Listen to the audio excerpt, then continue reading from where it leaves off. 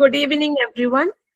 So, while learning catered classes in the second batch, അത് ഇന്നലെയാണ് നമ്മൾ ഇൻട്രൊഡക്ഷൻ ആൻഡ് ഓറിയന്റേഷൻ സെഷനിലൂടെ സ്റ്റാർട്ട് ചെയ്തിട്ടുള്ളത്. Introduction and orientation സെഷന് ശേഷം നമ്മൾ എല്ലാവരും അവിടെ ഒത്തുചേർന്നിട്ടുള്ളത് സ്പെഷ്യൽ മോട്ടിവേഷൻ സെഷൻ അറ്റൻഡ് ചെയ്യാൻ വേണ്ടിയാണ്. സോ ഈ ഒരു സെഷനിലേക്ക് എല്ലാവർക്കും ഹൃദയം നിറഞ്ഞ സ്വാഗതം. സോ ഇന്ന് നമ്മുടെ വൈ ലേണിംഗ് ക്ലാസ്സസിന്റെ ഈ പ്രത്യേക സെഷനെ കൂടുതൽ മീനിങ് പ്രചോദനപരവുമാക്കാൻ വൈ ലേണിംഗ് ടീം നിങ്ങൾക്ക് മുന്നിൽ കൊണ്ടുവന്നിട്ടുള്ളത് ഒരു വിശിഷ്ട വ്യക്തിത്വത്തെ സ്വാഗതം ചെയ്യാനുള്ള അഭിമാന നിമിഷമാണ് ഇത്. സോ വിദ്യാഭ്യാസ രംഗത്ത് സമർപ്പണത്തിന്റെയും അനുഭവ സമ്പത്തിന്റെയും പ്രതീകമായ Shri T Saleem sir, Vijayabheri educational project Malappuram district പഞ്ചായത്തിന്റെ കോർഡിനേറ്റർ, സീനിയർ ഫാക്കൽറ്റി സിജി എന്ന നിലയിൽ വിദ്യാഭ്യാസ മേഖലയ്ക്ക് വിലപ്പെട്ട സംഭാവനകൾ നൽകിയിട്ടുള്ള വ്യക്തിത്വം കൂടിയാണ്. MSc psychology, MEd, MA Malayalam കൂടാതെ ഗൈഡൻസ് ആൻഡ് കൗൺസിലിംഗിൽ PG ഡിപ്ലോമ എന്നിവ ഉൾപ്പെടെ സമ്പന്നമായ അക്കാഡമിക് യോഗ്യതകളിലൂടെ അറിവും വിദ്യാഭ്യാസ ദർശനവും സമന്വയിപ്പിച്ച ഒരു മികച്ച ട്രെയിനർ കൂടിയാണ് അദ്ദേഹം. National accreditation board for education and training അഥവാ NABET New Delhi trainer, master trainer, Rajiv Gandhi national institute of youth development, life skills, HR trainer എന്നീ സർട്ടിഫിക്കേഷൻസ് പൂർത്തിയാക്കിയിട്ടുള്ള അദ്ദേഹം 20-ലധികം വർഷങ്ങളായി ട്രെയിനിങ് ആൻഡ് ഡെവലപ്മെന്റ് മേഖലയിൽ പ്രവർത്തിച്ച് അധ്യാപകരുടെ capacity building, student empowerment, parental guidance എന്നിവയിൽ നിരവധി പരിശീലന പരിപാടികൾ വിജയകരമായി നടപ്പാക്കിയിട്ടുണ്ട്. ഇന്ത്യയിലും വിദേശത്തുമായി teachers, students, parents, corporate professionals എന്നിവർക്കായി നടത്തിയ ട്രെയിനിങ് സെഷൻസുകൾ വലിയ അംഗീകാരം നേടിയിട്ടുള്ളവയാണ്.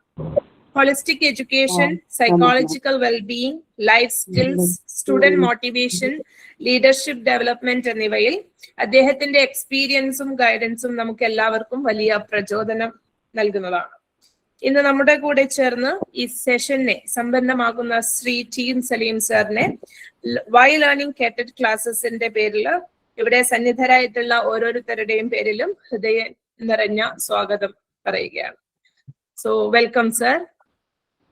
Thank you. Once again good evening to all. എന്നെ കേൾക്കാമെന്ന് പ്രതീക്ഷിക്കുന്നു. കേൾക്കാമല്ലോ അല്ലേ? ആരെങ്കിലൊക്കെ കുറച്ചു പേരെങ്കിലും അൺമ്യൂട്ട് ചെയ്തിട്ട് ഇടയ്ക്കൊന്നോട് സംസാരിക്കണേ, എങ്കിൽ മാത്രമേ നമുക്ക് ഈ പ്രോഗ്രാം നന്നായിട്ട് പോകാൻ കഴിയുള്ളൂ. കേൾക്കാം സാർ. Okay, thank you. വളരെ സന്തോഷമുണ്ട് ഇത്തരത്തിലൊരു പ്രോഗ്രാമിന് പങ്കെടുക്കാൻ വൈ ലേണിംഗിന്റെ കൂടെ പറ്റിയതിൽ. നമ്മൾ എൻ്റെ മുമ്പിലുള്ളത് അധികം ടീച്ചേഴ്സ് ആവാനാണ് സാധ്യത. അടുത്ത 2 മാസം കഴിഞ്ഞിട്ട് വരാൻ പോകുന്ന സൗണ്ട് കുറവാണ് കേട്ടോ, കേൾക്കുന്നില്ല.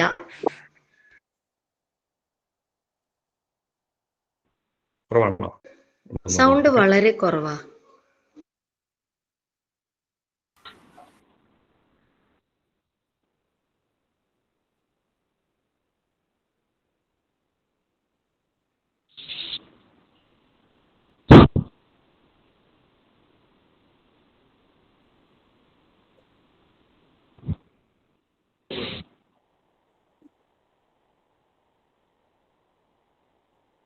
ഇപ്പോൾ കേൾക്കാമോ?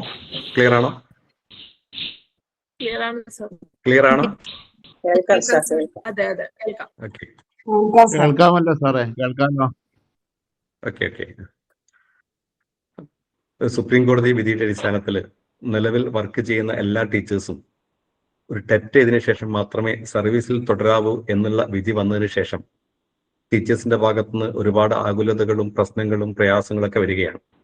ഒരുപാട് കാലമായിട്ട് സർവീസിൽ തുടരുന്ന ആൾക്ക് വീണ്ടും ഒരു ടെസ്റ്റ് എഴുതിയാൽ മാത്രമേ, അത് പാസ്സായാൽ മാത്രമേ സർവീസിൽ തുടരൂ എന്ന് പറയുന്നത് തീർച്ചയായിട്ടും അതൊരു ഒരുപാട് പേർക്ക് ടെൻഷൻ ഉണ്ടാക്കുന്ന കാര്യം തന്നെയാണ്. പലപ്പോഴും ടീച്ചേഴ്സിനെ കാണുമ്പോൾ അവര് പങ്കുവെക്കുന്ന ചില ആകുലതകളുണ്ട്. ആകുലതകൾ എന്ന് പറയുമ്പോൾ, ഒന്ന്, my memory is very weak now. ഈ പ്രായത്തിൽ, കാരണം 40 വയസ്സ് കഴിഞ്ഞ ആൾക്കാരാണ് പലരും ഈ മേഖലയിലേക്ക് വീണ്ടും പരീക്ഷ എഴുതാൻ പോകുന്നത്. എൻ്റെ മെമ്മറി വളരെ വീക്കാണ്. ഈ സമയത്ത് ഒരു പരീക്ഷ പഠിച്ചിട്ട് എനിക്ക് എഴുതാൻ പറ്റുമോ, പഠിച്ച കാര്യങ്ങളൊക്കെ മെമ്മറിയിൽ നിൽക്കുമോ, അത് റീപ്രൊഡ്യൂസ് ചെയ്യാൻ പറ്റുമോ എന്നുള്ള സംശയമാണ് ചിലർക്ക്. മറ്റു ചിലർക്ക് നമ്മൾ പുതിയ കുട്ടികളോടൊപ്പം അല്ലേ പരീക്ഷ ചെയ്യുന്നത്, അവരോടൊപ്പം പോകാൻ കഴിയും.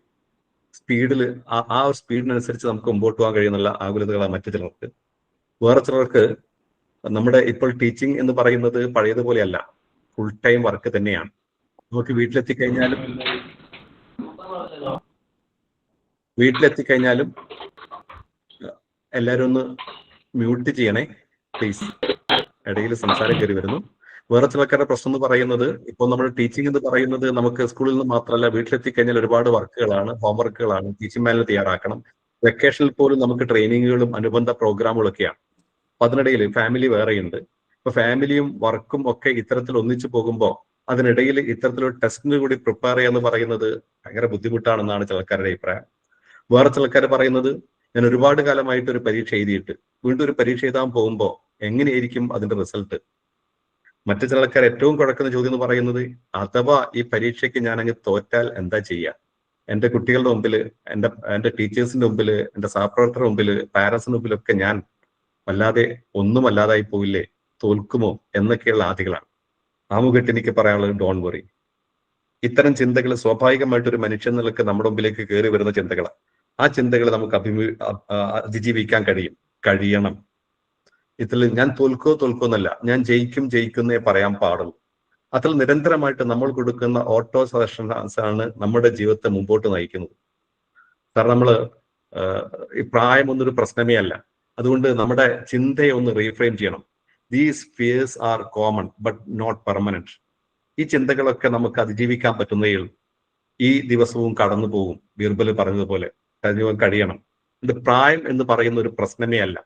സയന്റിഫിക് റിയാലിറ്റിയിൽ പറയുന്നത്, ഒരുപാട് പഠനങ്ങൾ പറയുന്നത്, brain remains capable of learning at any age. ഏത് പ്രായത്തിലും നമ്മുടെ ബ്രെയിൻ പഠനത്തിന് വേണ്ടി സന്നദ്ധമാണ്.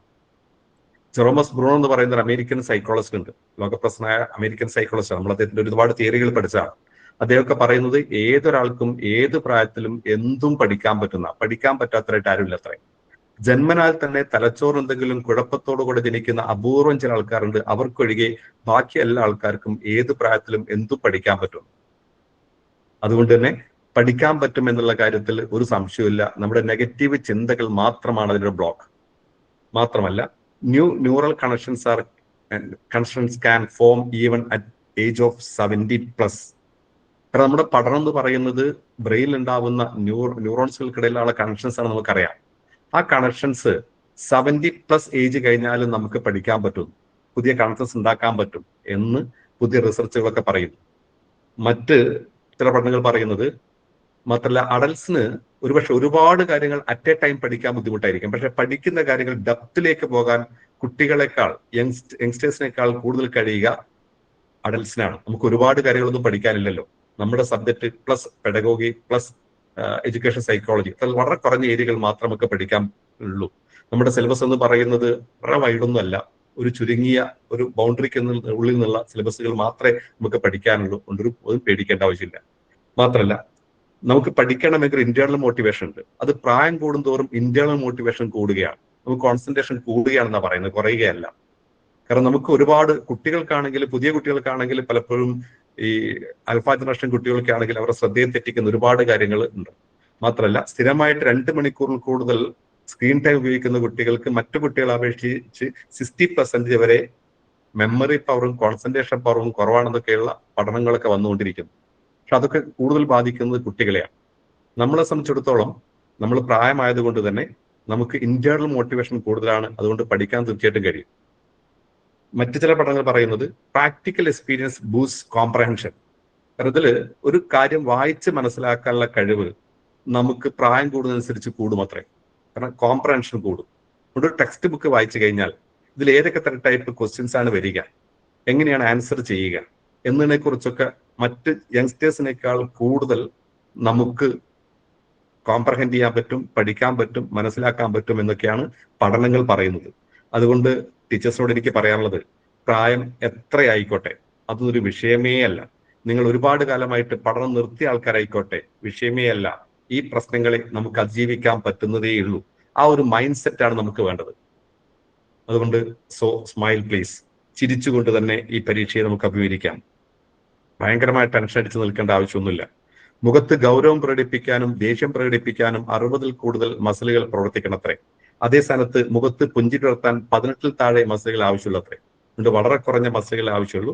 നമുക്ക് ചിരിച്ചുകൊണ്ട് സന്തോഷത്തോടു കൂടെ മുമ്പോട്ട് പോകാം. മാത്രമല്ല ചിരിക്കുന്നത് കൊണ്ടുണ്ടാകുന്ന ഒരുപാട് ബെനിഫിറ്റുകൾ. നമ്മുടെ സ്ട്രെസ് കുറയ്ക്കും. മാത്രമല്ല ചിരി ഒരു നാച്ചുറൽ പെയിൻ കില്ലറാണ്. അതുകൊണ്ട് ചിരിക്കാൻ കിട്ടുന്ന ഒരു അവസരവും മിസ്സാക്കരുത്. മാത്രമല്ല നമ്മുടെ ബ്രീത്തിങ് ഇംപ്രൂവ് ചെയ്യും. നന്നായിട്ട് ചിരിക്കുന്ന ആൾക്കാർക്ക് ശ്വാസകോശ സംബന്ധമായ അസുഖങ്ങൾ കുറയാത്രേ. മാത്രമല്ല നന്നായിട്ട് ചിരിക്കുന്ന ആൾക്കാർക്ക് വെയിറ്റ് കുറയും. മാത്രമല്ല കുറച്ചുകൂടി യങ് ആയി തോന്നിക്കുന്നു ചിരിക്കുന്നത്. ഹെർട്ട് ഡിസീസസ് കുറയുന്നു. നന്നായിട്ട് ഉറങ്ങാൻ പറ്റും. അതുകൊണ്ട് ചിരിക്കാൻ പറ്റുന്ന ഒരവസരവും മിസ്സാക്കാതിരിക്കുക.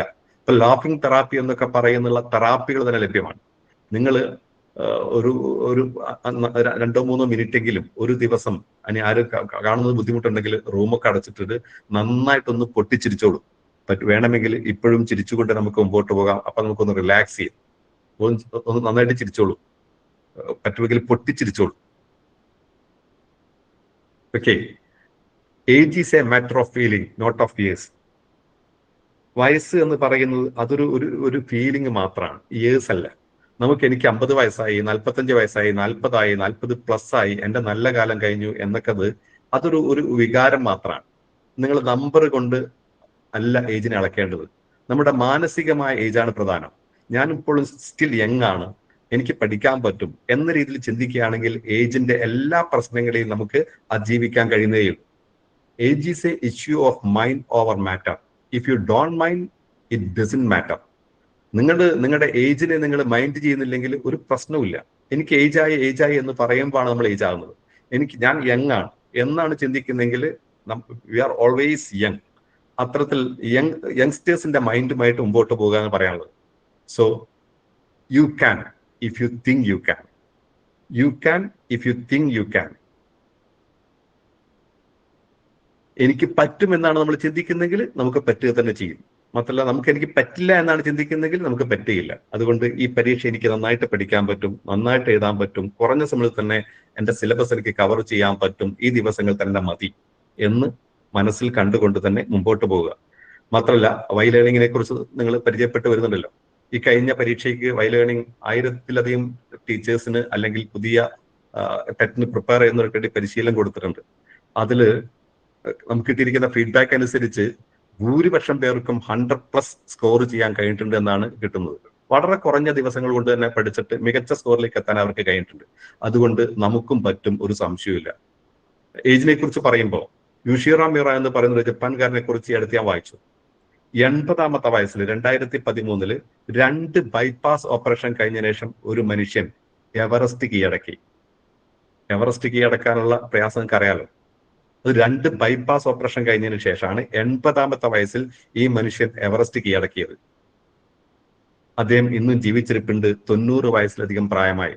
ഈ അടുത്ത് അദ്ദേഹത്തിലുള്ള ഇന്റർവ്യൂ ഞാൻ കണ്ടു. ജപ്പാൻകാരനാണ്.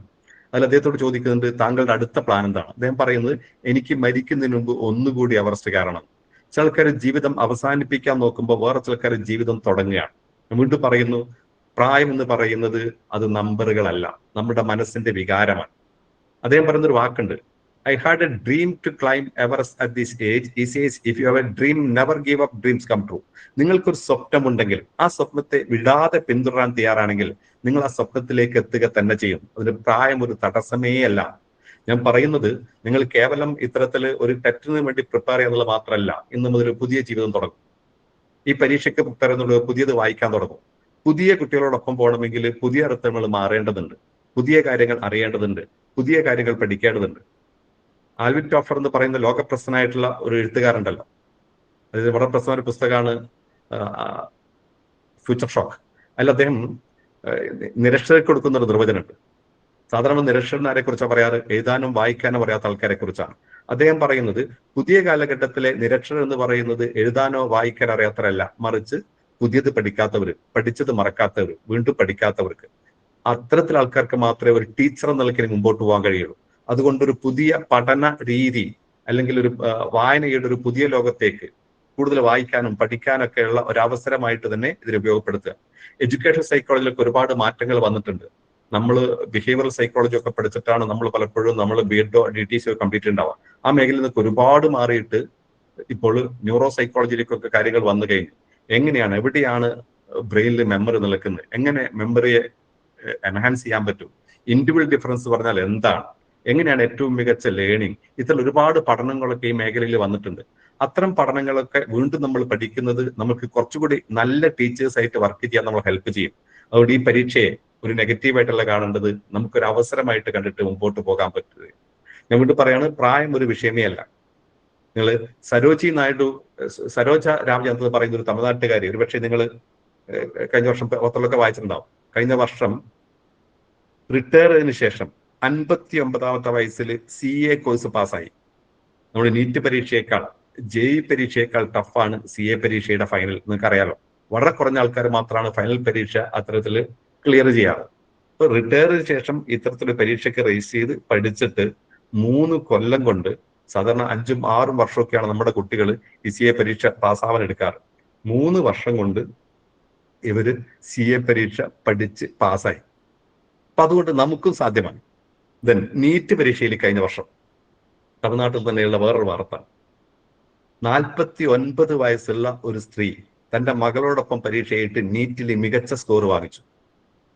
ഇനി മലപ്പുറത്തുള്ള വാർത്ത, കേരളത്തിലുള്ള വാർത്ത, 2000 പഠനം നിർത്തിയിട്ട് കല്യാണം കഴിഞ്ഞ ജുമാന അബ്ദുള്ള എന്ന് പറയുന്ന ഒരു സ്ത്രീ, നമ്മള് മാസ്റ്റേഴ്സ് കഴിഞ്ഞിട്ട് പഠനമൊക്കെ നിർത്തിയിട്ട് കല്യാണത്തിലേക്ക് വീട്ടമ്മയായിട്ടാണ് കഴിഞ്ഞ 10-25 വർഷമായിട്ട് വീട്ടമ്മയായിട്ട് മാത്രം വർക്ക് ചെയ്തൊരു സ്ത്രീ 47ാമത്തെ വയസ്സിൽ മകളോടൊപ്പം നീറ്റ് പരീക്ഷ എഴുതി മികച്ച സ്കോറോടെ പാസ്സായിട്ട് BDSന് വേണ്ടി ഡെന്റൽ കോളേജിൽ അഡ്മിഷൻ വാങ്ങിച്ചിരിക്കുന്നു. അതുകൊണ്ട് പ്രായം ഒരു പ്രശ്നമേ അല്ല. നീറ്റ് പരീക്ഷ, CA പരീക്ഷ, ഇത്തരം പരീക്ഷകൾ ഈ പ്രായത്തിൽ എഴുതിയിട്ട് പാസ്സാകാൻ പറ്റുമെങ്കിൽ ഈ ടെറ്റ് എന്ന് പറയുന്നത് ആനക്കാരിയാണ്. ആ ഒരു മൈൻഡ് സെറ്റിലേക്ക് നമ്മൾ പോയാൽ മതി. ഇനി VT ഭട്ടതിരിപ്പാടിനെ കുറിച്ച് നമുക്ക് അറിയാലോ. 18 വയസ്സിൽ എഴുതാനും വായിക്കാനും അറിയാത്തൊരു മനുഷ്യൻ അതിനുശേഷം പഠിച്ചിട്ട് കേരളത്തിൽ ഏറ്റവും പ്രസിദ്ധനായ എഴുത്തുകാരായിട്ട് മാറിയിട്ടുണ്ടെങ്കിൽ നമുക്ക് സാധ്യമാണ്. NLP എന്ന് പറയുന്ന ഒരു ശാസ്ത്രശാഖയുണ്ടല്ലോ, ന്യൂറോ ലിംഗ്വിസ്റ്റിക് പ്രോഗ്രാമിംഗ്. അവർ മുമ്പോട്ട് വെക്കുന്ന ഏറ്റവും പ്രധാനപ്പെട്ട ഒരു തിയറി ഉണ്ട്. If 1 person can do something, anyone can learn to do it. ലോകത്താർക്കെങ്കിലും ഏതെങ്കിലും ഒരു കാര്യം ചെയ്യാൻ പറ്റുമെങ്കിൽ ബാക്കി എല്ലാ ആൾക്കാർക്കും അതേപോലെ പഠിച്ച് ചെയ്യാൻ പറ്റും. ലോകത്തെ ഏതെങ്കിലും വ്യക്തിക്ക് നീറ്റ് പരീക്ഷ അല്ലെങ്കിൽ JEE പരീക്ഷ 50ാമത്തെ വയസ്സിൽ എഴുതിയിട്ട് മികച്ച സ്കോറിലൂടെ പാസ്സാകാൻ പറ്റിയിട്ടുണ്ടെങ്കിൽ അവരെ പോലെ പഠിക്കാനും പ്രിപ്പയർ ചെയ്യാനും നമ്മളും ചെയ്യാറും നമുക്കത് ചെയ്യാൻ പറ്റും. ഇനി ടെറ്റ് പരീക്ഷ 50ഉം 52ഉം 53 വയസ്സിൽ വരെ കഴിഞ്ഞ വർഷങ്ങളിൽ ടെറ്റ് പരീക്ഷ ചെയ്ത് ഒരുപാട് പേര് എനിക്കറിയാം. അവരൊക്കെ മികച്ച സ്കോറോടെ പാസ്സായിട്ടുണ്ടെങ്കിൽ ഡിപ്പാർട്ട്മെന്റ് ടെസ്റ്റുകൾ നമ്മൾ ഈ പ്രായത്തിൽ എഴുതി പാസ്സാകാൻ പറ്റുമെങ്കിൽ അത്രയും പ്രയാസമൊന്നും ടെറ്റിനില്ല. ഒരുപാട് പേര് ഡിപ്പാർട്ട്മെന്റ് ടെസ്റ്റുകൾ ഈ പ്രായത്തിൽ എഴുതി പാസ്സാകുന്നുണ്ടല്ലോ, പിന്നെന്താ നമുക്ക് ഇപ്പോൾ ടെസ്റ്റ് പാസ്സാകാൻ പറ്റാത്തത്? അതുകൊണ്ട് വെറുതെ ടെൻഷൻ അടിക്കുകയാണ്. ആ ടെൻഷനാണ് പലപ്പോഴും നമ്മളെ പുറകോട്ട് വലിക്കുന്നത്. അതുകൊണ്ട് എനിക്ക് എന്റെ മുമ്പിലിരിക്കുന്ന എല്ലാ ടീച്ചേഴ്സിനോടും പറയാനുള്ളത്, ധൈര്യമായിട്ട് മുമ്പോട്ട് പോകൂ. നമുക്ക് വളരെ കുറഞ്ഞ സമയത്ത് തന്നെ പഠിച്ച് പാസ്സാകാൻ പറ്റും, ഒരു സംശയമില്ല. NLP മുമ്പോട്ട് വെക്കുന്ന മറ്റൊരു തിയറി ഇതാണ്: if a thing is humanly possible, consider to be within your reach. മനുഷ്യ സാധ്യമായ ഒരു കാര്യമുണ്ടെങ്കിൽ നമുക്കും അത് റീച്ചബിൾ ആണ്. ഈ ടെറ്റ് പാസ്സാകുന്ന വെറുതെ അമാനുഷിക സ്ഥിതിയൊന്നും ആവശ്യമില്ല കാര്യമല്ല. എഴുതുന്ന ഭൂരിപക്ഷ ആൾക്കാരും പാസ്സാവാറുണ്ട്. ഇനി ആരെങ്കിലുമൊക്കെ തോറ്റുപോയിട്ടുണ്ടെങ്കിൽ ചെറിയ പ്രിപ്പറേഷൻ കുറവ് കൊണ്ടോ അതിനെ ആ രീതിയിൽ അവഗണിക്കുന്നതുകൊണ്ടോ മാത്രമാണ്. ജസ്റ്റ് ഒരു മിനിമം പ്രിപ്പറേഷൻ നടത്തി എല്ലാ ആൾക്കാരും ഈ ടെസ്റ്റ് പാസ്സാവാറുണ്ട്. ഞാൻ വീണ്ടും പറയുന്നു, നിങ്ങൾ കഴിഞ്ഞ ഒരു 4-5 വർഷത്തെ ക്വസ്റ്റ്യൻ പേപ്പറിലൂടെ ഒന്ന് കടന്നു പോയി കഴിഞ്ഞാൽ വളരെ സിമ്പിൾ ആണ്, നമുക്ക് മനസ്സിലാവും. മാത്രമല്ല അല്ല പെഡഗോഗിയായിട്ട് ബന്ധപ്പെട്ട ചോദ്യങ്ങൾ, എഡ്യൂക്കേഷൻ സൈക്കോളജിയായിട്ട് ബന്ധപ്പെട്ട ചോദ്യങ്ങൾ നമ്മൾ ഇന്ന് ക്ലാസ് റൂമിൽ പ്രാക്ടീസ് ചെയ്യുന്ന കാര്യങ്ങൾ തന്നെയാണ്. ഒരുപക്ഷെ നമ്മൾ മുമ്പ് BEd TTC ഒക്കെ പഠിക്കുന്ന സമയത്ത് ഇത്തരം കാര്യങ്ങൾ പഠിക്കുമ്പോൾ അത് പുതുതായിട്ട് പഠിച്ചെടുക്കുന്ന ഒരു കാര്യമായിരുന്നു.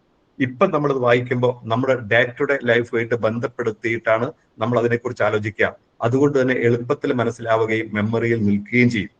അതുകൊണ്ട് ധൈര്യമായിട്ട് മുമ്പോട്ട് പോയിക്കോളൂ. അതുകൊണ്ട് ഈ പരീക്ഷയ്ക്ക് അഭിമുഖീകരിക്കുമ്പോൾ ആദ്യം നമുക്ക് വേണ്ടത് കോൺഫിഡൻസ് തന്നെയാണ്. പാട്ട് പാടാൻ കഴിവുള്ളത് കൊണ്ട് ഒരാൾക്ക് നല്ല പാട്ടുകാരനാവാൻ കഴിയില്ല. എനിക്ക് പാട്ട് പാടാൻ പറ്റും എന്നുള്ള വിശ്വാസം കൂടി ഉണ്ടാവണം. ചിത്രം വരയ്ക്കാൻ കഴിവുള്ളത് കൊണ്ട് ഒരാൾക്ക് നല്ല ചിത്രകാരനാവാൻ കഴിയില്ല. എനിക്ക് ചിത്രം വരയ്ക്കാൻ പറ്റും എന്നുള്ള വിശ്വാസം കൂടി ഉണ്ടാവണം. അതേപോലെ നമുക്കൊരു ടീച്ചർ ആവാനുള്ള എല്ലാ ക്വാളിറ്റിയും കോമ്പിറ്റൻസി ഉണ്ടെങ്കിലും നിങ്ങൾക്ക് നല്ലൊരു ടീച്ചർ ആവാൻ കഴിയില്ല. എനിക്ക് ടീച്ചർ ആവാൻ പറ്റും എന്ന് നമുക്ക് നമ്മളെ കുറിച്ചൊരു വിശ്വാസമില്ലെങ്കിൽ, അതേപോലെ ഈ പരീക്ഷ പാസ്സാവണമെങ്കിൽ എനിക്ക് ഈ പരീക്ഷ പാസ്സാവാൻ പറ്റും, ഞാൻ ആരെക്കാളോ മോശക്കാരോ എന്നല്ല. ഒരുപാട് കുട്ടികൾ, എന്നെക്കാൾ താഴെയുള്ള ആൾക്കാർക്ക് വരെ, എന്നെക്കാൾ അത്തരത്തിൽ കഴിവില്ലാത്ത ആൾക്കാർക്ക് വരെ ഈ പരീക്ഷ പാസ്സാവാൻ പറ്റുമെങ്കിൽ എന്തുകൊണ്ട് എനിക്ക് ഈ പരീക്ഷ പാസ്സാവാൻ പറ്റില്ല?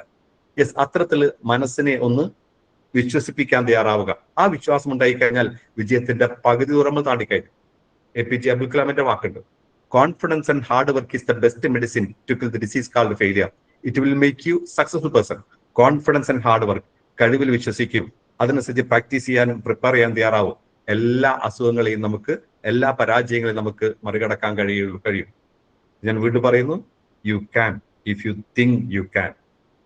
You can if you think you can. എനിക്ക് പറ്റുമെന്ന് വിചാരിച്ചു കഴിഞ്ഞാൽ പറ്റാത്തായിട്ടൊന്നുമില്ല. നമ്മുടെ മനസ്സിനെ കുറിച്ച് പറയുന്നത്, നമ്മുടെ മനസ്സ് ഫങ്ഷൻ ചെയ്യുന്നത് ഒരു കമ്പ്യൂട്ടർ പോലെയാണ് അത്രേ. കമ്പ്യൂട്ടർ പ്രത്യേകത എന്താ? നമ്മൾ ഏത് തരത്തിൽ ഇൻപുട്ടാണ് കൊടുക്കുന്നത്, ഏത് തരത്തിലുള്ള സോഫ്റ്റ്വെയർ ആണ് അതിൽ ഉപയോഗിക്കുന്നത്, അതിനനുസരിച്ചാണ് അതിന്റെ പ്രവർത്തനങ്ങൾ ഔട്ട്പുട്ട്. നമ്മുടെ ബ്രെയിനും അങ്ങനെ തന്നെയാണ്. നമ്മുടെ ബ്രെയിനിനെ കുറിച്ചുള്ള പഠനങ്ങളാണ് പലപ്പോഴും പല കമ്പ്യൂട്ടർ സോഫ്റ്റ്വെയറിന്റെയും ബേസ് എന്ന് പറയുന്നത്. നമ്മുടെ ബ്രെയിനും വർക്ക് ചെയ്യുന്നത് നമ്മൾ കൊടുക്കുന്ന ഇൻപുട്ടിനനുസരിച്ച് തന്നെയാണ്, അല്ലെങ്കിൽ നമ്മൾ നമ്മുടെ ബ്രെയിനിൽ ഉപയോഗിക്കുന്ന സോഫ്റ്റ്വെയർ അനുസരിച്ചാണ്. നമ്മുടെ ബ്രെയിനിലേക്ക് നമ്മൾ കൊടുക്കുന്ന ഇൻപുട്ട് എന്ന് പറയുന്നത് നമ്മൾ ഓരോരുത്തരും നമ്മളെ കുറിച്ച് എന്ത് ചിന്തിക്കുന്നു എന്നുള്ളതാണ്. ഞാൻ എന്നെക്കുറിച്ച് ചിന്തിക്കുന്നത്, എനിക്ക് നന്നായിട്ട് പഠിക്കാൻ പറ്റും, പ്രായം ഒരു പ്രശ്നമേ അല്ല. ഈ പഠിച്ചവർക്ക് എനിക്ക് നന്നായി ഓർമ്മയിൽ സൂക്ഷിക്കാൻ പറ്റും, ഏത് ക്വസ്റ്റ്യൻ വന്നാലും ആൻസർ ചെയ്യാൻ പറ്റും, ഐ ക്യാൻ. അതിൽ പോസിറ്റീവായിട്ടാണ് ഞാൻ എന്നെക്കുറിച്ച് ചിന്തിക്കുന്നെങ്കിൽ റിസൾട്ടും അങ്ങനെ തന്നെ ആയിരിക്കും. നെഗറ്റീവായിട്ടാണ് ചിന്തിക്കുന്നെങ്കിലോ ഞാൻ പഠിച്ചാലും ഒന്നും മനസ്സിൽ നിൽക്കില്ല, ഈ പ്രായത്തിലേക്ക് പഠിക്കാൻ പറ്റില്ല, ഞാൻ എന്തായാലും തോൽക്കും, പിന്നെ വെറുതെ ഒന്ന് പരീക്ഷ എഴുതി നോക്കാം, തോറ്റോട്ടെ എന്ന രീതിയിലാണ് നമ്മൾ ചിന്തിക്കുന്നെങ്കിൽ റിസൾട്ടും അങ്ങനെ തന്നെ ആവാൻ സാധ്യത വളരെ കൂടുതലായിരിക്കും. അതുകൊണ്ട് നെഗറ്റീവായിട്ടുള്ള ഇൻപുട്ടുകൾ ബ്രെയിനിലേക്ക് കൊടുക്കാതിരിക്കുക. തോൽക്കും എന്നല്ല പറയേണ്ടത്, ജയിക്കും എന്നാണ് പറയേണ്ടത്. ഞാൻ പറഞ്ഞല്ലോ, നമ്മുടെ ബ്രെയിൻ വർക്ക് ചെയ്യുന്നത് കമ്പ്യൂട്ടർ പോലെ തന്നെയാണ്. നമ്മുടെ മൊബൈൽ ഫോൺ ഒരു മിനി കമ്പ്യൂട്ടർ ആണല്ലോ. നമ്മൾ രാവിലെ 5 മണിക്ക് എഴുന്നേൽക്കാൻ വേണ്ടിയിട്ട് അലാറം സെറ്റ് ചെയ്യും. കൃത്യം 5 മണിക്ക് തന്നെ അലാറം അടിക്കുന്നു. എന്തുകൊണ്ടാണ്? നമ്മൾ സെറ്റ് ചെയ്ത് വെച്ചത്, നമ്മൾ കൊടുത്ത ഇൻപുട്ട് 5 മണിക്ക് എന്നാണ്, അതുകൊണ്ട് 5 മണിക്ക് അടിക്കുന്നു. ഇനി 5 മണിക്ക് അലാറം സെറ്റ് ചെയ്തു, 5:30ക്കാണ് അടിക്കുന്നെങ്കിലോ അങ്ങനെ ഉണ്ടാവാൻ സാധ്യതയില്ലല്ലോ. കൊടുക്കുന്ന ഇൻപുട്ട് അനുസരിച്ച് മാത്രമേ മൊബൈൽ ഫോൺ വർക്ക് ചെയ്യുള്ളൂ. ഇനി അഥവാ 5 മണിക്ക് അലാറം സെറ്റ് ചെയ്തിട്ട് 5:30ക്ക് അടിക്കുന്നെങ്കിൽ അതിനെന്തോ കുഴപ്പമുണ്ടാവും. 5 മണിക്ക് അലാറം സെറ്റ് ചെയ്തിട്ട് 5 മണിക്കാണ് അടിക്കുന്നെങ്കിൽ ദാറ്റ് ഈസ് പെർഫെക്റ്റ്, അതിന് കുഴപ്പമൊന്നുമില്ല. അതിന് വിരുദ്ധമായിട്ടാണ് വർക്ക് ചെയ്യുന്നത്, എന്തോ കുഴപ്പമുണ്ടാവും. അതൊക്കെ നമ്മുടെ ബ്രെയിനും അങ്ങനെ തന്നെയാണ്. നിങ്ങൾ കൊടുക്കുന്ന ഇൻപുട്ടിന് വിരുദ്ധമായിട്ടാണ് വർക്ക് ചെയ്യുന്നതിൽ അതിനെന്തോ കുഴപ്പമുണ്ടാവും. നിങ്ങൾ കൊടുക്കുന്ന ഇൻപുട്ടിനനുസരിച്ച് വർക്ക് ചെയ്യുമ്പോഴാണ് അത് പെർഫെക്റ്റ് ആകുന്നത്. അപ്പൊ നിങ്ങൾ കൊടുക്കുന്ന ഇൻപുട്ട്, ഞാൻ എന്ത് പഠിച്ചാലും മറന്നു നിരന്തരമായിട്ട് പറഞ്ഞുകൊണ്ടിരിക്കുക, അത്ര ഇൻപുട്ട് കൊടുക്കുക, എന്നിട്ട് പഠിക്കുക, മറന്നു പോകുക. It means your brain is perfect. നിങ്ങൾ കൊടുക്കുന്ന ഇൻപുട്ട് തന്നെ വർക്ക് ചെയ്യുന്നു. എനിക്ക് പരീക്ഷ എത്തിക്കഴിഞ്ഞാൽ ഭയങ്കര ടെൻഷനാണ്, നിരന്തരമായിട്ട് പറഞ്ഞുകൊണ്ടിരിക്കുകയും പരീക്ഷ എത്തി ടെൻഷൻ അടിക്കുകയും ചെയ്യുമ്പോൾ it means your brain is perfect. നിങ്ങൾ പ്രോഗ്രാം ചെയ്ത് വെച്ചാൽ തന്നെ വർക്ക് ചെയ്യുന്നുണ്ട്. ഇനി ഞാൻ പഠിച്ചാൽ മറന്നുപോകും എന്ന് പറയുകയും എന്നിട്ട് പഠിച്ചത് മറന്നു പോകാതിരിക്കുകയും ചെയ്യുന്നെങ്കിൽ നിങ്ങളുടെ ബ്രെയിൻ എന്തോ കുഴപ്പമുണ്ടാവും. അതുകൊണ്ട് പോസിറ്റീവായിട്ട് മാത്രമുള്ള ഇൻപുട്ടുകളെ ബ്രെയിനിലേക്ക് കൊടുക്കാൻ പാടുള്ളൂ. മാത്രം ലോ ഓഫ് അട്രാക്ഷൻ എന്ന് പറയുന്ന തിയറി ഒരു പക്ഷേ നിങ്ങൾ പഠിച്ചിട്ടുണ്ടാവും, ക്ലാസ്സുകൾ കേട്ടിട്ടുണ്ടാവും, നിങ്ങൾ വായിച്ചിട്ടുണ്ടാവും. നമ്മൾ എന്താണോ നിരന്തരം പറഞ്ഞുകൊണ്ടിരിക്കുന്നത് അത് നമ്മളിലേക്ക് അട്രാക്ട് ചെയ്തുകൊണ്ടേയിരിക്കുന്ന. ചില ആൾക്കാർ നിരന്തരമായിട്ട് അസുഖങ്ങളെ കുറിച്ച് പറഞ്ഞുകൊണ്ടേയിരിക്കുന്നു. അസുഖങ്ങൾ അവർക്ക് എപ്പോഴും അസുഖമായിരിക്കും, അസുഖങ്ങളെ അവർ അട്രാക്ട് ചെയ്തെടുക്കുകയാണ്. വേറെ ചില ആൾക്കാർ എപ്പോഴും പ്രയാസങ്ങളെ കുറിച്ച് മാത്രം പറഞ്ഞുകൊണ്ടിരിക്കുന്നു, അവർക്ക് എപ്പോഴും പ്രയാസമായിരിക്കും. എന്തുകൊണ്ടാണ് ദരിദ്രർ എപ്പോഴും ദരിദ്രരായി തുടരുന്നത്, എന്തുകൊണ്ടാണ് പണക്കാരെപ്പോഴും കൂടുതൽ പണക്കാരായിട്ട് മാറുന്നത് ചോദിച്ചു കഴിഞ്ഞാൽ ലോ ഓഫ് അട്രാക്ഷൻ തിയറി പ്രകാരം പറയുന്നത് ദരിദ്രർ എപ്പോഴും ദാരിദ്ര്യത്തെക്കുറിച്ചാണ് ചിന്തിക്കുന്നത്, അവർക്ക് ദാരിദ്ര്യം തന്നെ. പണക്കാരെപ്പോഴും കൂടുതൽ പണം ഉണ്ടാക്കുന്നതിനെ കുറിച്ച് ചിന്തിക്കുന്നു, അവർക്ക് പണം വന്നുകൊണ്ടേയിരിക്കുന്നു. മാത്രമല്ല നമ്മുടെ ചുറ്റുപാടുകളും നമ്മുടെ ബ്രെയിനിനെ പ്രോഗ്രാം ചെയ്യുന്നതിൽ വളരെ സ്വാധീനിക്കുന്നുണ്ട്. കാരണം നമ്മൾ ആരുടെ കൂടെയാണോ, ഏതൊക്കെ തരത്തിലുള്ള ഭാഷണങ്ങൾ നമ്മൾ കേൾക്കുന്നത്, അതും നമ്മുടെ ബ്രെയിനിലെ ഇൻപുട്ടായിട്ട് വരും. അപ്പൊ നിങ്ങൾ എപ്പോഴും പ്രസന്നതരായിട്ടുള്ള ആൾക്കാരുടെ കൂടെ, എപ്പോഴും പോസിറ്റീവ് ചിന്ത ഉള്ള ആൾക്കാരുടെ കൂടെയാണ് നമ്മൾ വസിക്കുന്നെങ്കിൽ ഓട്ടോമാറ്റിക്കലി നമ്മൾ പോസിറ്റീവ് ആയിരിക്കും. നെഗറ്റീവ് ചിന്തകളുള്ള ആൾക്കാരുടെ കൂടെയാണ് നമ്മൾ സഹവസിക്കുന്നെങ്കിൽ, നമ്മൾ അടുത്തിരിക്കുന്ന ആൾക്കാർ, നമ്മളെ സഹപ്രവർത്തകർ, ഈ പരീക്ഷ ഭയങ്കര പ്രശ്നമാണ്, ഈ പരീക്ഷ നമ്മൾ തോൽക്കാനാണ് സാധ്യത, എന്തിനാണ് ഇങ്ങനത്തെ ഒരു പരീക്ഷ കൊണ്ടുവന്നത്, ഇത്തരം കാര്യങ്ങൾ നിരന്തരമായിട്ട് പറഞ്ഞുകൊണ്ടിരിക്കുന്ന ആൾക്കാർ നമുക്കൊരു ടെൻഷൻ തരികയാണ്, നെഗറ്റീവ് ചിന്തകളാണ് ബ്രെയിനിലേക്ക് കൊടുത്തുകൊണ്ടിരിക്കുന്നത്. നിങ്ങൾ അടുത്ത് യൂട്യൂബിലൊക്കെ ഒരു വീഡിയോ കണ്ടിട്ടുണ്ടാവും, വീഡിയോ കണ്ടു. ഒരു കുതിരക്കുട്ടികളോടൊപ്പം പരിശീലിപ്പിച്ച ഒരു ചെറിയ പശുക്കുട്ടി ജനിച്ചോടെ തന്നെ ഈ കുതിരക്കുട്ടികളോടൊപ്പമാണ് ഈ പശുക്കുട്ടികൾ ഇട്ടത്. അപ്പൊ കുറച്ച് ദിവസങ്ങൾ കഴിഞ്ഞപ്പോൾ, കുറച്ച് മാസങ്ങൾ കഴിഞ്ഞപ്പോൾ പിന്നെ ഈ പശുക്കുട്ടി കുതിരകൾ ചാടുമ്പോൾ അത്ര സ്പീഡിൽ ഓടുകയും ചാടുകയും ഒക്കെ ചെയ്യുന്നു. അപ്പൊ കുതിരകളുടെ കൂടെയാണ് പശുക്കുട്ടി വരുമ്പോൾ പശുവിന്റെ സ്വഭാവമല്ല കുതിരകളുടെ സ്വഭാവം വരും. അതേപോലെ നമ്മൾ ആരുടെ കൂടെയാണോ നിരന്തരമായിട്ട് സഹവസിച്ചു കൊണ്ടിരിക്കുന്നത് അവരുടെ സ്വഭാവം നമ്മുടെ ജീവിതത്തിലേക്കും അറിയാതെ കയറി വരും. അതുകൊണ്ട് നല്ല ആൾക്കാരായിട്ട് സഹവസിക്കുക എന്ന് പറയുന്നത് വളരെ പ്രധാനം തന്നെയാണ്. So program your mind to attract success. നിങ്ങളുടെ മനസ്സിനെ ആദ്യം ഒന്ന് മെരുക്കുക. ഏതൊരു പരീക്ഷയ്ക്ക് പോകുമ്പോഴും, ഏതൊരു പ്രവൃത്തിക്ക് തുനിയുമ്പോഴും, ഏതൊരു ബിസിനസ് തുടങ്ങുമ്പോഴും, ഏതൊരു പുതിയ കാര്യം പഠിക്കുമ്പോഴും ഒക്കെ ആദ്യം നമ്മുടെ മനസ്സിനെ അതിനനുസരിച്ച് പ്രോഗ്രാം ചെയ്ത് വെച്ച് റെഡിയാക്കുക എന്ന് പറയുന്നത് വളരെ പ്രധാനമാണ്. അതുകൊണ്ട് ഈ പരീക്ഷയ്ക്ക് പോകുമ്പോൾ എനിക്ക് പഠിക്കാൻ പറ്റും, എനിക്ക് ജയിക്കാൻ പറ്റും എന്ന തരത്തിൽ മനസ്സിനെ ഒന്ന് പ്രോഗ്രാം ചെയ്ത് മുമ്പോട്ട് പോവുക. All that we are is a result of what we have thought. നമ്മൾ എന്താണോ നിരന്തരമായിട്ട് പറഞ്ഞുകൊണ്ടിരിക്കുന്നത് അതാണ് റിസൾട്ടായിട്ട് വരിക. The mind is everything what we think become. Yes, മനസ്സാണ് എല്ലാം. നമ്മൾ എന്താണോ ചിന്തിക്കുന്നതാണ് നമ്മൾ. ഇത് ബുദ്ധന്റെ വാക്കുകളാണ്. നമ്മൾ എന്താണോ ചിന്തിക്കുന്നതാണ് നമ്മളൊരു വയലിലൂടെ ഇങ്ങനെ പോവുകയാണ്. മുമ്പിൽ വെള്ളം ഒഴുകുന്ന ചളിയുള്ള ചെറു തോട്, അപ്പുറത്തേക്ക് പോകണം, പാലമില്ല, എന്താ ചെയ്യാ? ചാടില്ലേ? ചാടുന്നതിന്റെ തൊട്ട് മുമ്പ് നമുക്ക് എന്താ വേണ്ടത്? ചാടിയാൽ ഞാൻ അപ്പുറത്തേക്ക് എത്തുള്ള വിശ്വാസമല്ലേ? ഞാൻ എന്തായാലും മറുഭാഗത്തേക്ക് എത്തിയിരിക്കുന്ന പൂർണ്ണ വിശ്വാസത്തോടെയാണ് ചാടുന്നെങ്കിൽ തീർച്ചയായിട്ടും അവിടേക്ക് എത്തും. സംശയത്തോടെ ചാടുന്നെങ്കിലോ ഞാൻ എന്തായാലും വീഴും, വേറെ വഴിയൊന്നുമില്ല, എല്ലാവരും ചാടാൻ പറയുന്നുണ്ട്, എന്നാ വീഴുന്നവരെ കണ്ടോട്ടെ, ഞാൻ ചാടിയേക്കാം. വീണിട്ടില്ലെങ്കിലേ അത്ഭുതമുള്ളൂ. അവിടെ തോടിന്റെ വീതി അല്ല പ്രശ്നം, തോടിനെ കുറിച്ച് നമ്മളെക്കുറിച്ച് നമ്മൾ എന്ത് ചിന്തിക്കുന്നു എന്നിടത്താണ് പ്രശ്നം. അതുപോലെ തന്നെയാണ് ഈ പഠനവും പരീക്ഷയൊക്കെ. അതുകൊണ്ട് ആദ്യം ഞാൻ വീണ്ടും പറയുകയാണ്, നമ്മുടെ മനസ്സിനെ പ്രായം എന്നൊരു പ്രശ്നമേ അല്ല. ഈ പ്രായത്തിൽ എനിക്ക് എഴുതാൻ പറ്റും, പഠിക്കാൻ പറ്റും, ജയിക്കാൻ പറ്റും എന്ന തരത്തിൽ മനസ്സിനെ ഒന്ന് പ്രോഗ്രാം ചെയ്യാൻ പറ്റും. മനസ്സിനെ പ്രോഗ്രാം ചെയ്ത് കഴിഞ്ഞാൽ അത്ഭുതങ്ങൾ കാണിക്കാൻ നമുക്ക് പറ്റും. അതിൽ ഒരുപാട് research studies, scientific studies, psychology studies ഇന്ന് ലഭ്യമാണ്. മിൽട്ടൺ ഹൈലാൻഡ് എറിക്സൺ എന്ന് പറയുന്ന ഒരു അമേരിക്കൻ സൈക്കോളജിസ്റ്റ് 1901 അദ്ദേഹം ജനിക്കുന്നത്. അദ്ദേഹത്തിന് ഏകദേശം ഒരു 18-19 വയസ്സ് പ്രായമുള്ള സമയത്ത് ഭയങ്കരമായ അസുഖം വന്നു. ഡോക്ടർമാരൊക്കെ മരിച്ചു പോകുമെന്ന് വിധിയേരി. ഓരോ ദിവസവും ശരീരത്തിന്റെ ഓരോ അവയവനെ തളർന്ന് ശരീരത്തിലെ ഒരു അവയവവും ചലിപ്പിക്കാൻ പറ്റാത്ത രീതിയിൽ രോഗത്തിന് കീഴടങ്ങി. കണ്ണിന്റെ ഇമ പോലും പൊട്ടി തുറക്കാൻ പറ്റാത്ത അവസ്ഥയിലേക്ക് മാറി. ഒരുപാട് ട്രീറ്റ്മെന്റ് ഒക്കെ അദ്ദേഹത്തിന് ലഭിച്ചു. ഒരു ദിവസം അദ്ദേഹം ഹോസ്പിറ്റലിൽ നിൽക്കുന്ന സമയത്ത് അത്തരത്തിൽ ഒരു അബോധാവസ്ഥയിലേക്കൊക്കെ പോയി. ഒരു സംഘം ഡോക്ടേഴ്സ് വന്ന് ഇദ്ദേഹം പരിശോധിച്ചു. എന്നിട്ട് ഡോക്ടർമാർ വിധി എഴുതി, ഇദ്ദേഹത്തിന്റെ ആയുസ് ഏകദേശം 24 മണിക്കൂർ മാത്രമേ ഉണ്ടാവുള്ളൂ. തൊട്ടടുത്ത് അമ്മയോട് പറഞ്ഞു, നിങ്ങൾക്ക് ആരെങ്കിലും അറിയിക്കണമെങ്കിൽ അറിയിക്കുക, അന്ത്യകർമ്മങ്ങൾക്കൊക്കെ വേണ്ടിയിട്ട് തയ്യാറായിക്കോളൂ, സോറി ഞങ്ങൾ ഹെൽപ്ലെസ് ആണ്, ഒരു മരുന്നിനോട് റെസ്പോണ്ട് ചെയ്യുന്നില്ല എന്ന് അമ്മയോട് പറയാണ്. ഈ സമയത്ത് ഇദ്ദേഹം ഒരു അർദ്ധാബോധാവസ്ഥയിൽ പറയുന്നത് കേൾക്കുക. അദ്ദേഹം പറയുന്നുണ്ട് പിന്നീട്, അങ്ങനെ ഒരുപക്ഷെ ഞാൻ 24 മണിക്കൂറിൽ മരിച്ചു പോയേക്കാം, പക്ഷേ ഒരു ഡോക്ടർ ഇത്തരത്തില് ഒരു അമ്മയോട് ഇങ്ങനെ പറയാൻ പാടുണ്ടോ? ആ ഡോക്ടറോട് എനിക്ക് ഭയങ്കരമായ ദേഷ്യമൊക്കെ തോന്നി. പക്ഷെ എനിക്ക് അനങ്ങാൻ വരുന്നത് തിരിച്ചൊന്നും റെസ്പോണ്ട് ചെയ്യാൻ പറ്റുന്നില്ല. അങ്ങനെ പറഞ്ഞിട്ട് ഡോക്ടർമാരെ മുറിന്ന് പുറത്തേക്ക് പോയി. ഉടനെ അമ്മ എന്നെ കെട്ടിപ്പിടിച്ച് വെച്ചുകൊണ്ട് കരയാൻ തുടങ്ങി. അമ്മ എനിക്ക് ജീവിച്ചിരിക്കുമ്പോൾ അവസാന ഉമ്മകൾ തന്നുകൊണ്ടിരിക്കുകയാണ്. എന്റെ മുഖത്തുകൂടെ അമ്മയുടെ കണ്ണുനീര് ഇങ്ങനെ ചാലിട്ടൊഴുകി. കുറെ നേരം എന്നെ ഉമ്മ വെച്ചിട്ട് അമ്മ പുറത്തേക്ക് പോയി, ആൾക്കാരൊക്കെ അറിയിക്കാൻ വേണ്ടിയിട്ടായിരിക്കാം. ആ സമയത്ത് ഞാനിങ്ങനെ ചിന്തിക്കുകയാണ്, ഒരുപക്ഷെ എന്റെ ജീവിതത്തിൽ ഏറ്റവും എനിക്ക് ഇഷ്ടമുള്ള കാര്യം എന്ന് പറയുന്നത് സൂര്യാസ്തമയം കാണുകയാണ്. കഴിഞ്ഞ കുറെ മാസങ്ങളായി എനിക്ക് അസ്തമയം കാണാൻ പറ്റുന്നില്ല. ഞാൻ ഹോസ്പിറ്റലാണ്. പക്ഷേ നാളെ അങ്ങനെയാണെങ്കിൽ ഒരു അസ്തമയം കൂടെ മാത്രമേ എനിക്കിനി ബാക്കിയുള്ളൂ. ഇന്നത്തെ വൈകിട്ടത്തെ അസ്തമയം, ഇത് രാവിലെയാണ് ഡോക്ടർമാർ ഇത് പറയുന്നത്. അദ്ദേഹം പറയാൻ ഇന്നത്തെ അസ്തമയം കാണോ ഇല്ലയോ എന്ന് എനിക്കറിയില്ല, പക്ഷേ നാളത്തെ അസ്തമയം കൂടെ 24 മണിക്കൂറിന് ശേഷമുള്ള ഒരു അസ്തമയം കൂടെ കണ്ടിട്ട് മാത്രമേ ഞാൻ മരിക്കുള്ളൂ എന്ന് മുപ്പരം കൊണ്ട് തീരുമാനിക്കുക. അത്ര ഓട്ടോ സെഷൻ കൊടുക്കുക, എന്നിട്ട് ഞാൻ മരിക്കുള്ളൂ, എന്നിട്ട് ഞാൻ പോകുള്ളൂ എന്ന് നിരന്തരമായിട്ട് പറഞ്ഞു. മാത്രമല്ല എന്നിട്ട് അദ്ദേഹം വീണ്ടും അബോധാവസ്ഥയിലേക്ക് പോവുകയാണ്. പക്ഷേ അദ്ദേഹം ഇങ്ങനെ പറയുന്നുണ്ട്, അങ്ങനെയാണെങ്കിൽ എനിക്ക് നോക്കണമെങ്കിൽ ഈ കടന്ന സ്ഥലത്ത് എനിക്ക് അസ്തമയം കാണാൻ പറ്റില്ലല്ലോ. ഞാൻ ചുറ്റിലേക്ക് ഇങ്ങനെ ചെറുങ്ങനെ ഒന്ന് കണ്ണുകൊണ്ട് ഇളക്കാൻ നോക്കി, പക്ഷെ എനിക്ക് എഴുന്നേൽക്കാനും പറ്റില്ല. ഇതൊക്കെ നേരെ മുമ്പിലുള്ളത് ഒരു അലമാരയാണ്. ആ അലമാരിക്ക് ഒരു കണ്ണാടിയുണ്ട്. ആ കണ്ണാടി എനിക്ക് നേരെ തിരിച്ചു വെച്ച് കഴിഞ്ഞാൽ ഒരുപക്ഷെ എനിക്ക് ജനലിലൂടെ അപ്പുറത്തേക്ക് എന്ത് ചെയ്യാൻ പറ്റും? സൺസെറ്റ് കാണാൻ പറ്റും. അങ്ങനെയാണെങ്കിൽ ആ കുറച്ച് കഴിഞ്ഞപ്പോൾ അമ്മ എന്റെ മുമ്പിലേക്ക് തിരിച്ചു വന്നു. അമ്മയുടെ എന്റെ കണ്ണിലൂടെ എനിക്ക് പറയാൻ പറ്റുന്നില്ല. ഞാൻ കൈകൊണ്ട് ആംഗ്യം കൊണ്ടൊക്കെ ആയിട്ട് ആ അലമാര എനിക്കെതിരെ തിരിച്ചു വെക്കാൻ പറഞ്ഞു. അപ്പൊ തിരിച്ചു വെച്ചപ്പോൾ കണ്ണാടി എനിക്ക് നേരെ തന്നെ, എനിക്ക് കണ്ണാടി കാണാൻ പറ്റുമോ? പക്ഷെ കണ്ണാടി നോക്കുമ്പോൾ ജനൽ കാണുന്നുണ്ട്. പക്ഷെ ജനലിനപ്പുറത്ത് വലിയൊരു മതിൽ, ആ മതിലിനപ്പുറത്തൊരു വലിയ മരം. അതെനിക്ക് സൺസെറ്റ് കാണുന്നതിന് ഭയങ്കര തടസ്സമായി. എനിക്ക് ഭയങ്കര ദേഷ്യം വന്നു. ആരാണ് ആ മതിലവിടെ പണിഞ്ഞത്? ആരാ ആ മരം ഈ ജനൽ നേരെ തന്നെ നട്ടുപിടിപ്പിച്ചത്? ആ മരമൊന്നും ഇല്ലാതിരുന്നെങ്കിൽ, ആ മതിലൊന്നും ഇല്ലായിരുന്നെങ്കിൽ എനിക്ക് സുന്ദരമായിട്ട് സൺസെറ്റ് കാണാമായിരുന്നു എന്നൊക്കെ അദ്ദേഹം ഇങ്ങനെ ചിന്തിച്ചുകൊണ്ടിരിക്കുക. വീണ്ടും അദ്ദേഹം അബോധാവസ്ഥയിലേക്ക് പോയി. പിന്നീട് അദ്ദേഹം ഉണരുന്നത് ഏകദേശം 36 മണിക്കൂർ കഴിഞ്ഞിട്ട് പിറ്റേ ദിവസം സൺസെറ്റിന് സമയത്താണ്. പക്ഷെ അദ്ദേഹം ഇങ്ങനെ കണ്ണു തുറന്നു നോക്കുമ്പോൾ മുമ്പിൽ കണ്ണാടിയുണ്ട്. കണ്ണാടിയിൽ നോക്കുമ്പോൾ ജനൽ കാണാൻ പറ്റുന്നു. ജനലിന് പുറത്തുള്ള മതിലില്ല, മതിലിനപ്പുറത്തുള്ള മരമില്ല. കൃത്യമായിട്ട് സൺസെറ്റ് കാണാൻ പറ്റുന്നത് അദ്ദേഹത്തെ വല്ലാതെ അത്ഭുതപ്പെടുത്തി. ആരാണ് എനിക്ക് വേണ്ടി ആ മതിൽ തകർത്തത്? ആരാണ് എനിക്ക് വേണ്ടി ആ മരം മുറിച്ചു മാറ്റിയത് എന്നൊക്കെ ചിന്തിച്ചുകൊണ്ട് അദ്ദേഹം സൺസെറ്റ് മനോഹരമായിട്ട് ആസ്വദിച്ചു. വീണ്ടും അദ്ദേഹം അബോധാവസ്ഥയിലേക്ക് പോയി. അത് അദ്ദേഹത്തിന് ഭയങ്കര കോൺഫിഡൻസ് നൽകി. ഞാനിതാ വിചാരിച്ച പോലെ കാര്യങ്ങൾ നടക്കുന്നു, എനിക്ക് സൺസെറ്റ് കാണാൻ പറ്റിയിരിക്കുന്നു. ഈ സൺസെറ്റ് അദ്ദേഹം കണ്ടത് ശരിക്കും ശരിയായ രീതിയിലായിരുന്നില്ല, അബോധാവസ്ഥയിൽ കണ്ടതാണ്. അതുകൊണ്ടാണ് മതിൽ നീങ്ങിയതും അതിൽ മരം മാറിയതും. പക്ഷേ ഇദ്ദേഹം മരിച്ചില്ല.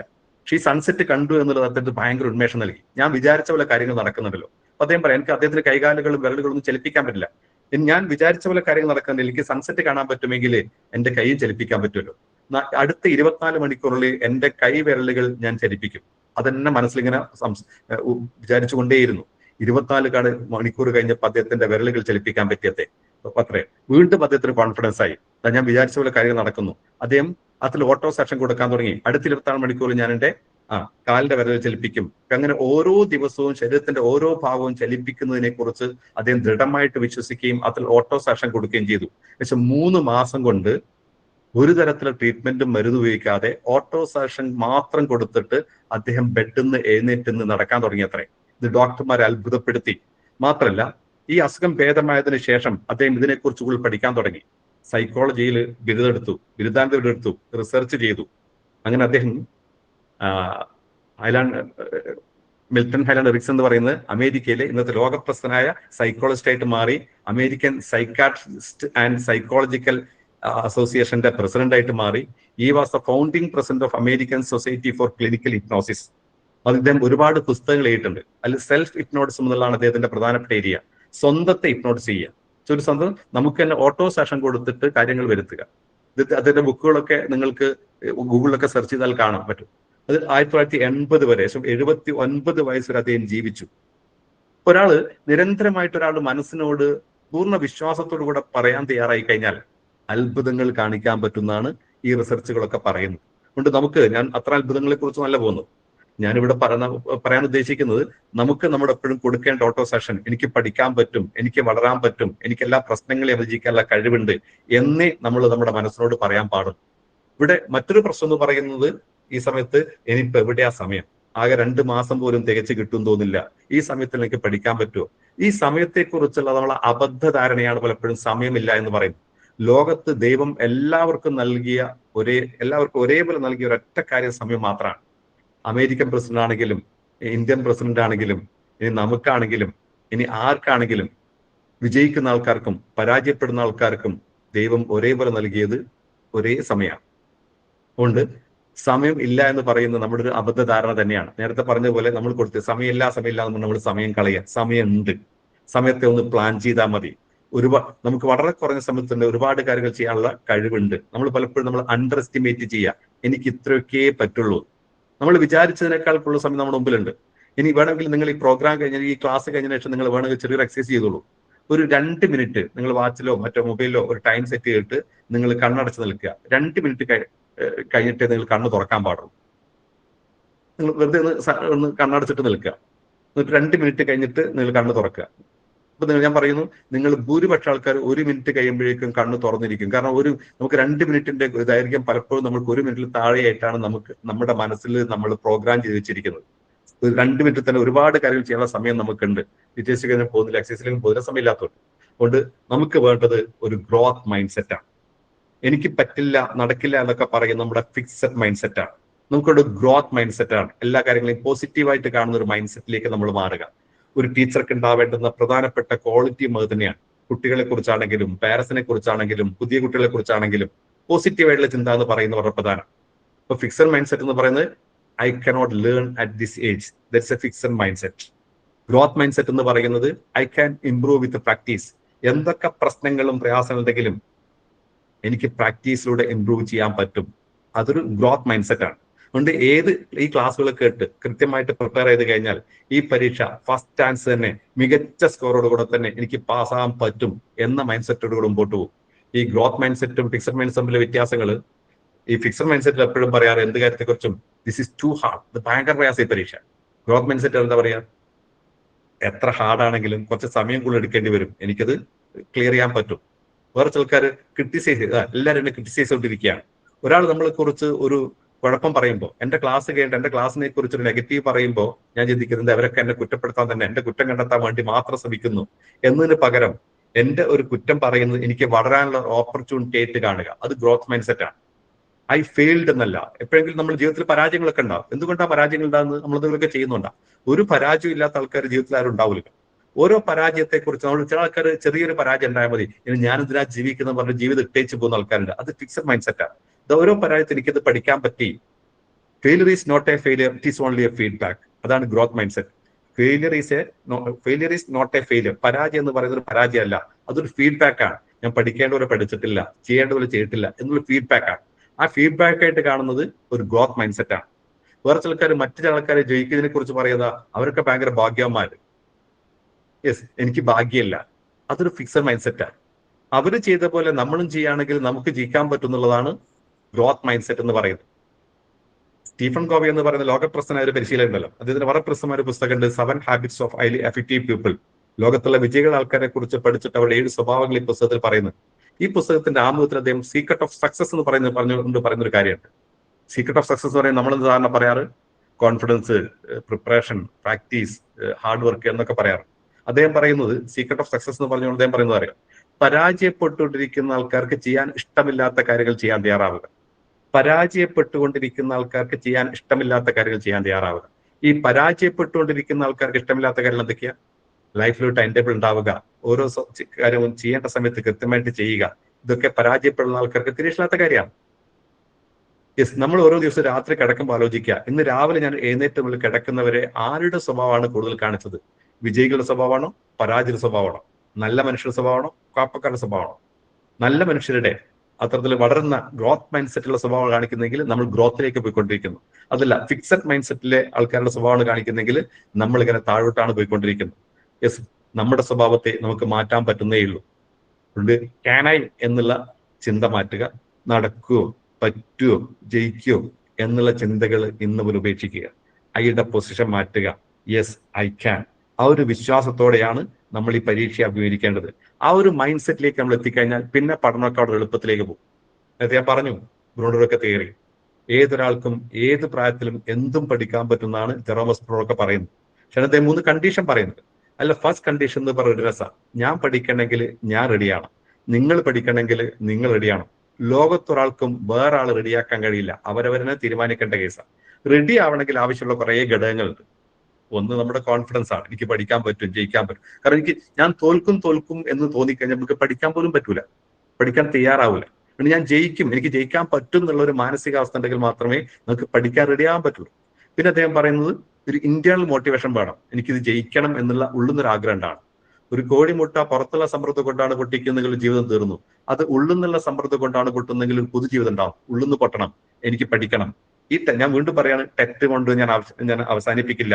ഞാൻ വീണ്ടും ഒരു PG കൂടെ ചെയ്യാൻ പോവുകയാണ്. യെസ്, വീണ്ടും ഞാൻ അതിന്റെ ഇപ്പോൾ ഓൺലൈനിലൊക്കെ ഒരുപാട് കോഴ്സുകൾ പഠിക്കാൻ അവസരമുണ്ട്.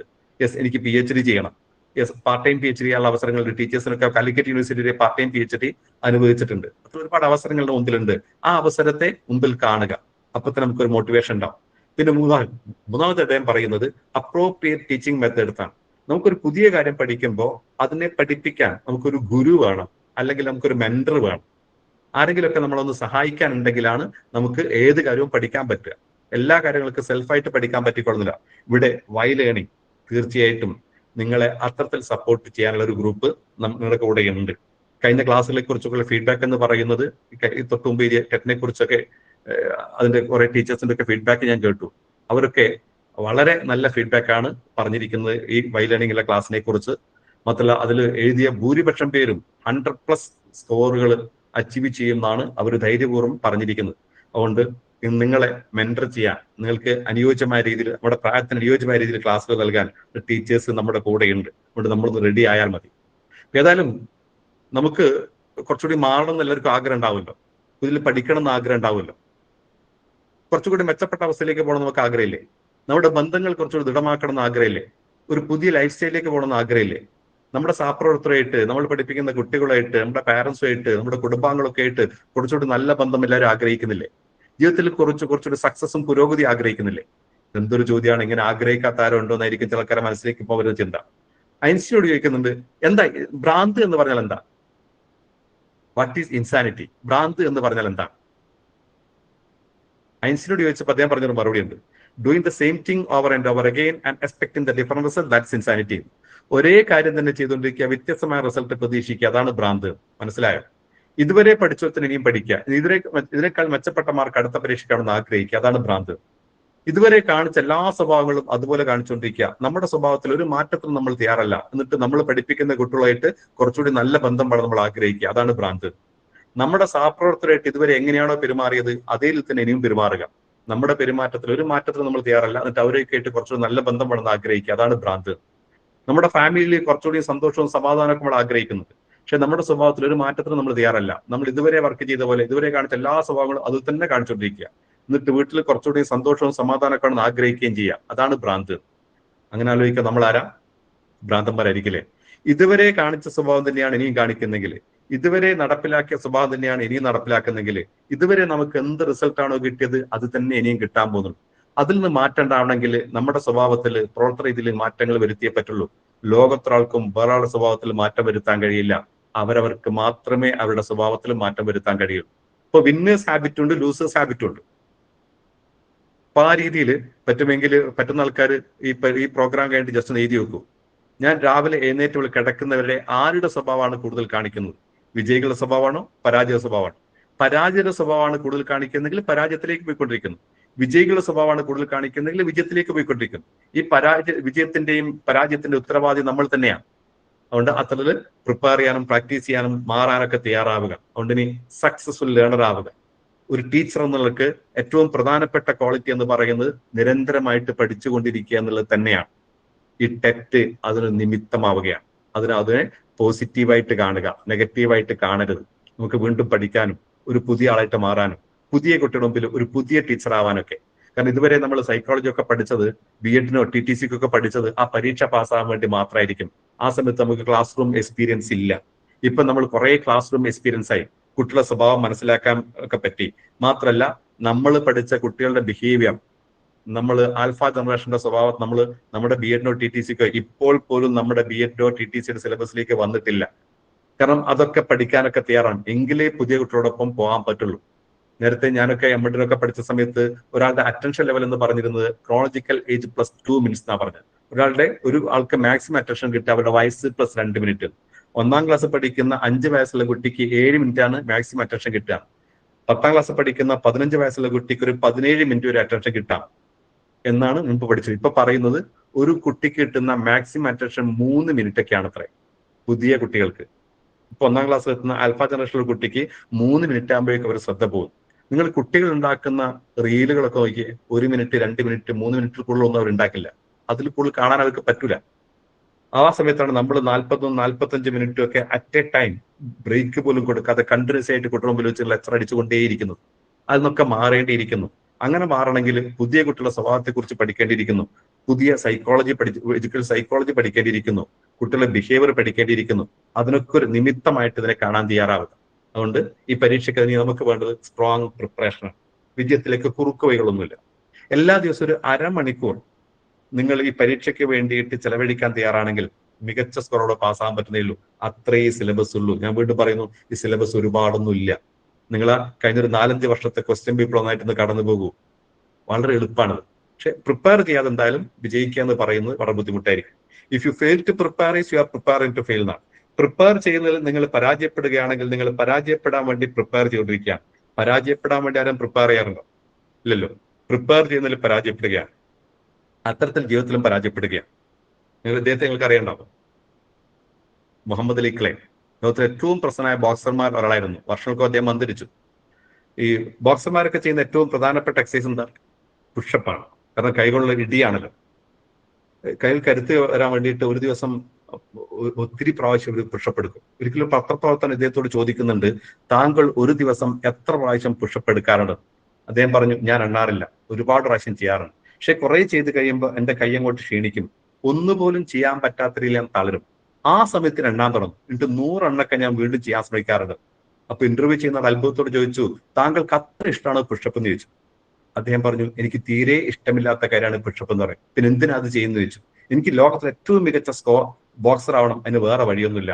അതേപോലെ നിങ്ങൾക്ക് ടെറ്റ് പരീക്ഷ പാസ്സാവണം, കുറച്ചുകൂടി പുതിയ കാലഘട്ടത്തിൽ ടീച്ചർ ആവണം, പ്രിപ്പയർ ചെയ്തേ പറ്റുള്ളൂ. പ്രിപ്പയർ ചെയ്യാന്ന് പറയുന്നത് അത്ര ഇഷ്ടമുള്ള കാര്യമൊന്നും ആയിരിക്കില്ല. പക്ഷെ നമ്മളൊന്ന് പ്രിപ്പയർ ചെയ്യാൻ തുടങ്ങി കഴിഞ്ഞാൽ, കുറച്ചു കാലമായിട്ട് നിർത്തിവെച്ച വായനയിലേക്ക് ഒന്ന് തിരിച്ചു വന്നു കഴിഞ്ഞാൽ അത്ഭുതങ്ങൾ കാണിക്കാൻ നമുക്ക് കഴിയും. നമ്മൾ കുട്ടികളെ പോലെ തന്നെ നമ്മൾ ടീച്ചേഴ്സ് ഇപ്പൊ വായനയൊക്കെ മാറ്റി വെച്ചിരിക്കുകയാണ്. ഈ റീഡിങ് മാത്രമേ ഉള്ളൂ. ഈ റീഡിങ് പോരാ, നമുക്ക് കുറച്ചുകൂടെ അത്തരത്തിൽ പുതിയ റീഡിങ്ങും പുതിയ കാര്യങ്ങളൊക്കെ പഠിക്കാനൊക്കെ തയ്യാറാവണം. അത്തരം സ്മാർട്ട് സ്റ്റഡി ഹാബിറ്റ് നമ്മളും ഫോളോ ചെയ്യാൻ തയ്യാറാവുക. സ്റ്റഡി ഹാബിറ്റിനെ കുറിച്ചൊക്കെ പറയുമ്പോൾ ആദ്യം നമ്മൾ ഈ പരീക്ഷയെക്കുറിച്ച് കൃത്യമായിട്ട് മനസ്സിലാക്കണം. ഇന്നലെ ഏകദേശം അതിനെക്കുറിച്ചൊക്കെ ചെറിയ കാര്യങ്ങളൊക്കെ പറഞ്ഞിട്ടുണ്ടാവും. ഇനി അടുത്ത ദിവസവും ടെറ്റുമായിട്ട് ബന്ധപ്പെട്ടുള്ള എല്ലാ സംശയങ്ങളും തീർത്തരാൻ വൈലേണിംഗ് നേതൃത്വം കൊടുക്കുന്ന യൂസുഫ് സാറാണ്. ഒരുപാട് കാലമായിട്ട് ഡിപ്പാർട്ട്മെന്റ് ടെസ്റ്റുകൾക്ക് ട്രെയിനിങ് കൊടുക്കുന്ന ആളാണ്. അദ്ദേഹം ഒരു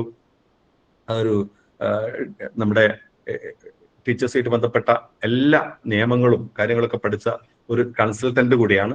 അപ്പൊ അദ്ദേഹം ടെറ്റുമായിട്ട് ബന്ധപ്പെട്ട എല്ലാ സംശയങ്ങളും അദ്ദേഹം ദൂരീകരിച്ചിട്ട് എന്ത് സംശയം എന്ന് ചോദിക്കാം.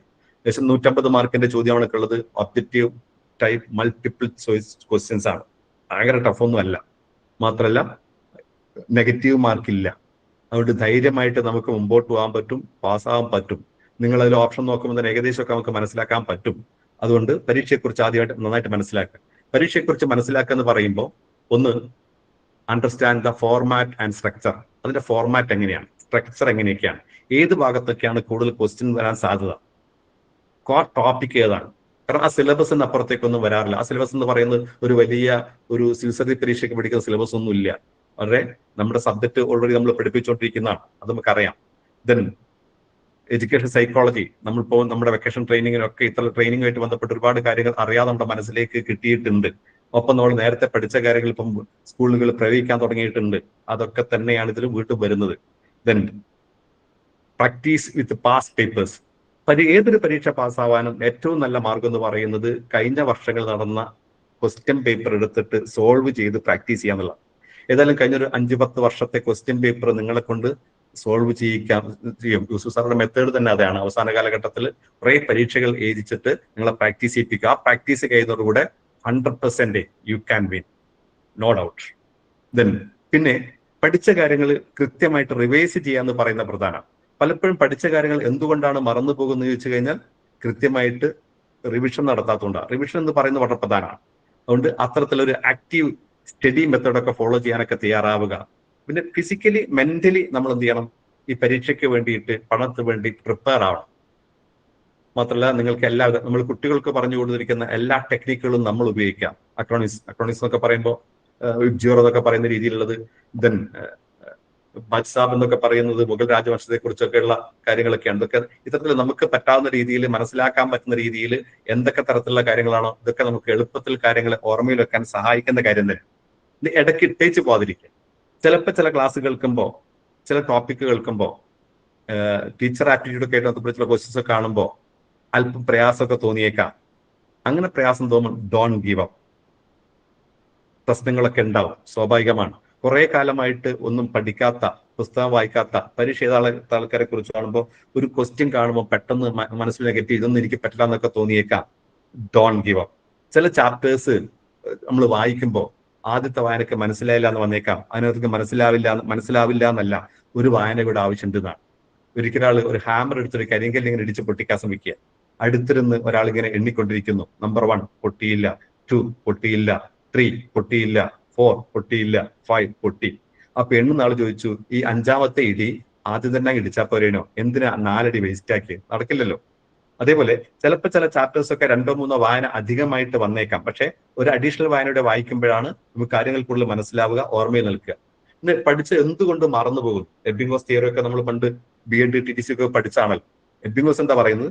പഠനത്തോടൊപ്പം തന്നെ മറവിയും സംഭവിക്കുന്നു. എന്തുകൊണ്ടാണ് മറന്നു പോകുന്നത് വെച്ച് കഴിഞ്ഞാൽ നമ്മളൊക്കെ മനുഷ്യന്മാരായതുകൊണ്ടാണ്. മറക്കുന്നില്ലെങ്കിൽ നമുക്ക് ജീവിക്കാൻ പറ്റാന്നാണ് അദ്ദേഹം പറയുന്നത്. പഠിച്ചൊരു 10-20 മിനിറ്റ് കഴിയുമ്പോഴേക്കും പഠിച്ച കാര്യങ്ങൾ 47%, പകുതിയോളം മറന്നു പോകും. വിത്തിൻ 1 day 66% മറന്നു പോകും. വിത്തിൻ 2 days 72% വരെ മറന്നുപോയേക്കാം. വിത്തിൻ 6 days 75% മറന്നുപോയേക്കാം. Then within a month you will forget around 80% എന്ന് അദ്ദേഹം പറയും. ഇപ്പൊ ഞാൻ നിങ്ങളോട് കുറെ കാര്യങ്ങളൊക്കെ പറഞ്ഞല്ലോ. ഒരു 10-20 മിനിറ്റ് കഴിഞ്ഞ ശേഷം ഞാൻ എന്തൊക്കെയാ പറഞ്ഞത് നിങ്ങളോട് ചോദിച്ചു കഴിഞ്ഞാൽ ഒരു പകുതി അവിടുന്ന് ഇവിടുന്നൊക്കെ പറഞ്ഞേക്കാം. നാളെ ചോദിച്ചാലോ ഒരു 35% താഴെ മാത്രമേ ഓർമ്മയുണ്ടാവും. 2 ദിവസം കഴിഞ്ഞ് ചോദിച്ചാലോ 28% ഓർമ്മയുണ്ടാവും. ഒരാഴ്ച കഴിഞ്ഞ് ചോദിക്കുമ്പോൾ 25% ഓർമ്മയുണ്ടാവുള്ളൂ. ഒരു മാസം കഴിയുമ്പോഴേക്കും ഒരു 10-20% മാത്രമേ ഞാൻ ഈ പറഞ്ഞത് നിങ്ങളുടെ ഓർമ്മയിൽ ഉണ്ടാവാൻ സാധ്യതയുള്ളൂ. എന്തുകൊണ്ടാണ് വെച്ചാൽ നമ്മൾ മനുഷ്യന്മാരായത്. ഇത് മറക്കാതിരിക്കണം. എന്ത് വേണം? ഇത് കുട്ടികളാണെങ്കിലും നമ്മളാണെങ്കിലും എല്ലാം ഇങ്ങനെ തന്നെയാണ്. നമ്മുടെ കുട്ടികൾക്ക് എന്തുകൊണ്ടാണ് മറന്നു വെച്ചാൽ ഈ ഒരു കാര്യം കൊണ്ടാണ്. പിന്നെ മറന്നു പോകാതിരിക്കാൻ എന്താ ചെയ്യുന്നത്? റിപ്പീറ്റ് ചെയ്യണം. നിങ്ങൾ ഈ ഗ്രാഫ് നോക്കുക, സ്ക്രീനിൽ കാണുന്നുണ്ടാവുമെന്ന് പ്രതീക്ഷിക്കുന്നു. പഠിച്ചൊരു 10 മിനിറ്റ് കഴിയുമ്പോഴേക്കും പഠിച്ച കാര്യങ്ങൾ പകുതിയോളം താഴ്ത്തു വരും. ഇങ്ങനെ പകുതിയോളം താഴ്ത്തും.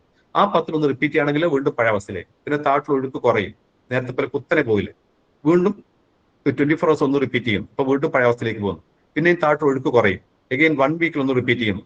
ദെൻ 1 മന്തിൽ. ഇങ്ങനെ കൃത്യമായ ഇടവേളകൾ റിപ്പീറ്റ് ചെയ്യുകയാണെങ്കിൽ, ഹണ്ടർ എന്ന് പറയുന്ന ഒരു സൈക്കോളജിസ്റ്റ് ആണ് ഈ ഒരു തിയറി മുമ്പോട്ട് വെച്ചിരിക്കുന്നത്. അദ്ദേഹം പറയുന്നത് കൃത്യമായ ഇടവേള റിപ്പീറ്റ് ചെയ്യുകയാണെങ്കിൽ നമുക്ക് 90% നമ്മുടെ ഓർമ്മയിൽ ഉണ്ടാവും. എന്തുകൊണ്ടാണ് മറന്നു പോകുന്നത് ചോദിച്ചു കഴിഞ്ഞാൽ റിപ്പീറ്റ് ചെയ്യാത്തതുകൊണ്ടാണ്. നമ്മുടെ ക്ലാസ് റൂമിൽ ഇത് പ്രാക്ടീസ് ചെയ്യിക്കേണ്ടതാണ്. ഇപ്പൊ നിങ്ങൾ ഒരു ക്ലാസ് കഴിയുമ്പോൾ അവസാനം എന്ത് ചെയ്യണം? പഠിച്ച കാര്യങ്ങൾ ഇന്ന് എന്തൊക്കെയാണ് നമ്മൾ ചർച്ച ചെയ്തത് അതൊന്നുകൂടി റിപ്പീറ്റ് ചെയ്യണം. അപ്പോൾ ഡിസ്കസ് ചെയ്ത കാര്യങ്ങൾ ഒന്നുകൂടി കൂട്ടം മനസ്സിലേക്ക് പിറ്റേ ദിവസം 24 മണിക്കൂർ കഴിഞ്ഞ് പിറ്റേ ദിവസം ക്ലാസ് തുടങ്ങുമ്പോൾ ഇന്നലെ നമ്മൾ എന്തൊക്കെയാണ് പഠിച്ചത്, ആ പഠിച്ച കാര്യങ്ങൾ ഒന്നുകൂടി ഡിസ്കസ് ചെയ്യുകയാണെങ്കിൽ 24 മണിക്കൂർ റിപ്പീറ്റേഷനായി. ഒരാഴ്ച കഴിയുമ്പോൾ അത് കഴിഞ്ഞ ആഴ്ചയിൽ എന്തൊക്കെയാണ് പഠിച്ചത് എന്നുള്ളത് വീണ്ടും റിപ്പീറ്റ് ചെയ്യാനോ അല്ലെങ്കിൽ ചെറിയ ക്ലാസ് ടെസ്റ്റോ യൂണിറ്റ് ടെസ്റ്റോ ഒക്കെ കൊടുക്കാൻ നമ്മൾ തയ്യാറാവണം. അപ്പോഴാണ് കുട്ടികൾ ആ പഠിച്ച എല്ലാ കാര്യങ്ങളും ഒന്നുകൂടെ റിമൈൻഡ് ചെയ്യും. ദെൻ ഒരു മാസം കഴിയുമ്പോൾ നിർബന്ധമായിട്ടൊരു ക്ലാസ് ടെസ്റ്റോ അത്തരത്തിൽ എന്തെങ്കിലും തരത്തിൽ ആ മാസം പഠിച്ച കാര്യങ്ങൾ എല്ലാം റിപ്പീറ്റ് ചെയ്യാനുള്ള ഒരു അവസരം ക്ലാസ് റൂമിൽ ഉണ്ടാക്കുകയാണെങ്കിൽ കുട്ടികൾക്ക് കൂടുതൽ കാര്യങ്ങൾ ഓർമ്മയിൽ നിൽക്കും. റിപ്പീറ്റ് ചെയ്യാത്തതുകൊണ്ടാണ് മറന്നു പോകുന്നത്. ഇത് റിപ്പീറ്റ് ചെയ്യണം നമ്മൾ കുട്ടികളോട് പറയുമ്പോൾ അവർ വീട്ടിൽ പോയി റിപ്പീറ്റ് ചെയ്യുമെന്ന് നമുക്ക് ഒരിക്കലും ഉറപ്പ് പറയാൻ പറ്റില്ല. അതുകൊണ്ട് ക്ലാസ് റൂമിൽ തന്നെ റിപ്പീറ്റ് ചെയ്യാൻ അവസരങ്ങൾ ഉണ്ടാക്കുക. നമ്മളാണെങ്കിൽ ഇവിടെ ചിലപ്പോൾ യൂസഫ് സാറിന്റെ ക്ലാസ് അല്ലെങ്കിൽ നമ്മുടെ വയലേണിങ്ങിന്റെ ക്ലാസ് കിട്ടും. ആ ക്ലാസ് കഴിയുമ്പോൾ നിർബന്ധമായിട്ടും പോയിന്റുകൾ എഴുതി വെക്കണം. ആ പോയിന്റുകൾ എഴുതി വെച്ചിട്ട് അത് കഴിഞ്ഞിട്ട് ഒരു 10 മിനിറ്റ് എന്ത് ചെയ്യണം? എന്തൊക്കെയാണ് ക്ലാസ്സിൽ ഡിസ്കസ് ചെയ്ത് ആ പോയിന്റ്സുകൾ ഒന്ന് കടന്നു പോകാം. 10 റിപ്പീറ്റേഷനായി. ഇനി ഒരാഴ്ച കഴിയുമ്പോൾ പിറ്റേ ദിവസം എന്ത് ചെയ്യണം? ക്ലാസ് തുടങ്ങുന്നതിന് മുമ്പ് ഇന്നലെ എന്തൊക്കെയാണ് ഡിസ്കസ് ചെയ്ത് 24 മണിക്കൂർ റിപ്പീറ്റേഷനായി. ആ പോയിന്റ്സുകൾ ഒന്നുകൂടി വായിച്ചിട്ടാണ് അടുത്ത ക്ലാസ്സിലേക്ക് നമ്മൾ കയറേണ്ടത്. ഇനി ആഴ്ച ദിവസം കഴിഞ്ഞ ആഴ്ചയിൽ എന്തൊക്കെയാണ് നമ്മൾ ഡിസ്കസ് ചെയ്തത്, അത്തരം പോയിന്റ്സുകൾ ഒന്ന് മനസ്സിൽ കൊണ്ടുവരാൻ ശ്രമിച്ചു കഴിഞ്ഞാൽ പഠിച്ച കാര്യങ്ങൾ നന്നായിട്ട് ഓർമ്മയിൽ നിൽക്കും. ഇത് നമ്മൾ ക്ലാസ് റൂമിലും പ്രാക്ടീസ് ചെയ്യുന്നതാണ്. പിന്നെ ഓർമ്മയെ നമുക്ക് ഇത്തരത്തിൽ ഒരു ചുരുക്കപ്പേര് കൊടുക്കാം. ഒന്ന് പഠിച്ച കാര്യങ്ങളെ ഒബ്സർവ് ചെയ്യാം. ORMA. ഒബ്സർവ് ചെയ്യുന്നതും കാണുന്ന പോലെ വ്യത്യാസമുണ്ട്. എന്താ വ്യത്യാസം? കാണുമ്പോൾ നമ്മൾ ചിന്തിക്കുന്നില്ല, ഒബ്സർവ് ചെയ്യുമ്പോൾ ചിന്ത കൂടെ വരുന്നു. ഒരു കാര്യത്തെ ഒബ്സർവ് ചെയ്യാം. ഇതെന്തിനാണ്, എങ്ങനെയാണ്, ഏതൊക്കെ ടൈപ്പ് ക്വസ്റ്റ്യൻസ് ആണ് ഈ പാഠമായിട്ട് വരാൻ സാധ്യത, ആ രീതിയിൽ ചിന്തിക്കാൻ തയ്യാറാവും. ദെൻ റിപ്പീറ്റ് ചെയ്യുക. എങ്ങനെ റിപ്പീറ്റ് ചെയ്യുന്നത് ഞാൻ പറഞ്ഞു കഴിഞ്ഞു. ദെൻ മൈൻഡ് മാപ്പ് നമ്മൾ പ്രാക്ടീസ് ചെയ്യുന്നത് നല്ലതാണ്. പഠിച്ച കാര്യങ്ങൾ എളുപ്പത്തിൽ റിപ്പീറ്റ് ചെയ്യാൻ എളുപ്പം നമ്മളെ സഹായിക്കും. മൈൻഡ് മാപ്പ് എന്താണെന്നുള്ളത് ടീച്ചേഴ്സിനൊക്കെ നമുക്ക് അറിയാൻ ഞാൻ വിചാരിക്കുന്നു. ദെൻ 4ാമത്തെ അസോസിയേഷൻ ആണ്. അസോസിയേഷൻ എന്ന് പറയുന്നത് നമ്മുടെ ബ്രെയിനിൽ പഠനം നടക്കുന്നത് ന്യൂറോൺസുകൾക്കുള്ള കണക്ഷൻസിലൂടെയാണ്. ഒരു പുതിയ കണക്ഷൻസ് ഉണ്ടാവുക എന്ന് പറയുന്നതാണ് ഒരു പുതിയ ഓർമ്മ, ഒരു പുതിയ പഠനം. നമുക്ക് അത്ര ഒരുപാട് കണക്ഷൻസ് ഓൾറെഡി നമ്മുടെ ബ്രെയിനിൽ ഉണ്ടായിട്ടുണ്ട്. നേരത്തെ ലഭ്യമായിട്ടുള്ള നേരത്തെ ഉണ്ടായ ഒരു കണക്ഷനായിട്ട് പുതിയൊരു കാര്യത്തെ നമ്മൾ കണക്ട് ചെയ്യുകയാണെങ്കിൽ, അസോസിയേറ്റ് ചെയ്യുകയാണെങ്കിൽ ഓർമ്മ കുറച്ചുകൂടെ നന്നായിട്ട് ലഭ്യമാകുമെന്ന് പറയും.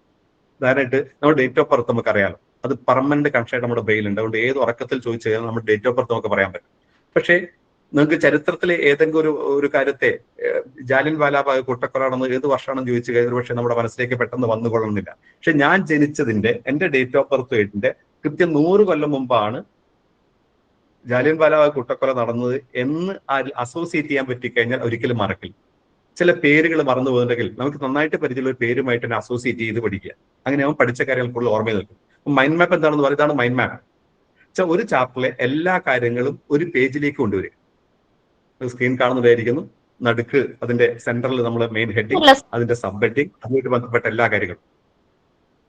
അപ്പൊ ആ രീതിയിൽ നമ്മളൊരു ചാപ്റ്റർ കംപ്ലീറ്റ് ചെയ്ത് കഴിഞ്ഞാൽ ഉടനെ അതിന്റെ ഒരു മൈൻഡ് മാപ്പ് നമ്മൾ എഴുതി തയ്യാറാക്കുകയാണെങ്കിൽ റിപ്പീറ്റ് ചെയ്യാൻ എളുപ്പം സഹായിക്കും. നിങ്ങൾക്ക് ക്ലാസ് റൂമിൽ കുട്ടികളെയും ഇത് പരിശീലിപ്പിക്കാവുന്നതാണ്. നമ്മൾ ചാപ്റ്റർ കംപ്ലീറ്റ് കഴിഞ്ഞാൽ കുട്ടിയോട് A4 പേപ്പർ കൊണ്ടുവരാൻ പറയാം. നിങ്ങൾക്ക് ആ പഠിച്ച ചാപ്റ്റർ എല്ലാ കാര്യങ്ങളും ഒരു മൈൻഡ് മാപ്പ് ആയിട്ട് കുട്ടിയോട് തയ്യാറാക്കാൻ പറയും. പിന്നെ ആ മൈൻഡ് മാപ്പ് നോക്കിയാൽ തന്നെ എന്ത് ചെയ്യാൻ പറ്റും, കുട്ടികൾക്ക് മാക്സിമം കാര്യങ്ങൾ പെട്ടെന്ന് റിപ്പീറ്റ് ചെയ്യാനൊക്കെ പറ്റും. ഒരു 10 ചാപ്റ്ററാണ് ഒരു വിഷയത്തിലുള്ളതെങ്കിൽ ആ 10 മൈൻഡ് മാപ്പിലൂടെ ആ 10 ചാപ്റ്റർ എല്ലാ കാര്യങ്ങളും എളുപ്പത്തിൽ കുട്ടികളിലേക്ക് എത്തിക്കാനും കഴിയും. ഈ രീതിയിലുള്ള പ്രാക്ടീസ് നമുക്ക് ചെയ്യാവുന്നതാണ്. പിന്നെ പഠിക്കാൻ, ഇത് കുട്ടികൾക്കാണെങ്കിലും നമുക്കാണെങ്കിലും ഒക്കെ, നമ്മളും കുട്ടികളൊക്കെ പഠിക്കുന്നത് ബ്രെയിൻ ഉപയോഗിച്ചിട്ടാണ്. ബ്രെയിൻ നന്നായ രീതിയിൽ ഫംഗ്ഷൻ ചെയ്താൽ മാത്രം നമുക്ക് പഠിക്കാൻ പറ്റുള്ളൂ. ബ്രെയിൻ നന്നായ രീതിയിൽ ഫംഗ്ഷൻ ചെയ്യണമെങ്കിൽ ആവശ്യമുള്ള കുറെ ഘടകങ്ങൾ. ഒന്ന്, ഡ്രിങ്ക്സ് ലോട്ട് ഓഫ് വാട്ടർ. നമ്മുടെ ബ്രെയിനിന്റെ 80% വാട്ടർ ആണ് അത്രയും. ബ്രെയിനിലെ ന്യൂറൽ കണക്ഷൻസ് ഉണ്ടാവുക എന്ന് പറയുന്നതാണ് പഠനം എന്ന് പറയുന്നത്. ആ ന്യൂറൽ കണക്ഷനെ ഏറ്റവും കൂടുതൽ സഹായിക്കുന്ന ഘടകങ്ങളിൽ ഒന്ന് വാട്ടറാണ്. വെള്ളത്തിന്റെ അളവ് തലച്ചോറിൽ കുറയുന്നത് നമുക്ക് പഠന പ്രയാസങ്ങൾ ഉണ്ടാക്കും.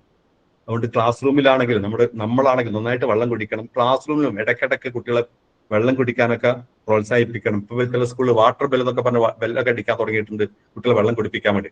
ദെൻ ഭക്ഷണ കാര്യവും പ്രധാനം തന്നെയാണ്. ബ്രേക്ക്ഫാസ്റ്റ് ഫോർ ബ്രെയിൻ എന്നാണ്. കിട്ടാവുന്ന ഏറ്റവും നല്ല ഭക്ഷണമായിട്ട് കഴിക്കേണ്ടത് രാവിലെയാണ് അത്രേ. രാവിലെ ഭക്ഷണം കഴിക്കുന്ന ആൾക്കാർക്ക് മറ്റു ആൾക്കാരെ അപേക്ഷിച്ച് പഠന കാര്യത്തിലും സ്വഭാവത്തിലും വ്യത്യാസം എന്നുള്ള പഠനങ്ങളൊക്കെ വന്നുകൊണ്ടിരിക്കുന്നു. സ്ലീപ്പ് വെൽ, നന്നായിട്ട് ഉറങ്ങണം. പഠിച്ച കാര്യങ്ങൾ പെർമനന്റ് മെമ്മറിയിലേക്ക് പോകുന്നത് ഉറങ്ങുമ്പോഴാത്രേ. പഠിച്ചതിന് ശേഷം വേണ്ടത്ര ഉറക്ക് ലഭിക്കണം. ഇപ്പൊ എല്ലാ ദിവസവും നമ്മുടെയൊക്കെ പ്രായത്തിൽ ഒരു 6-7 മണിക്കൂറെങ്കിലും 6 മണിക്കൂർ കുറയാതെ കണ്ടിന്യൂസ് ആയിട്ട് ഉറങ്ങണം അത്രേ. റെഗുലർ എക്സസൈസസ് അതും പഠനത്തെ സ്വാധീനിക്കുന്ന ഘടകങ്ങൾ ഒന്ന് തന്നെയാണ്.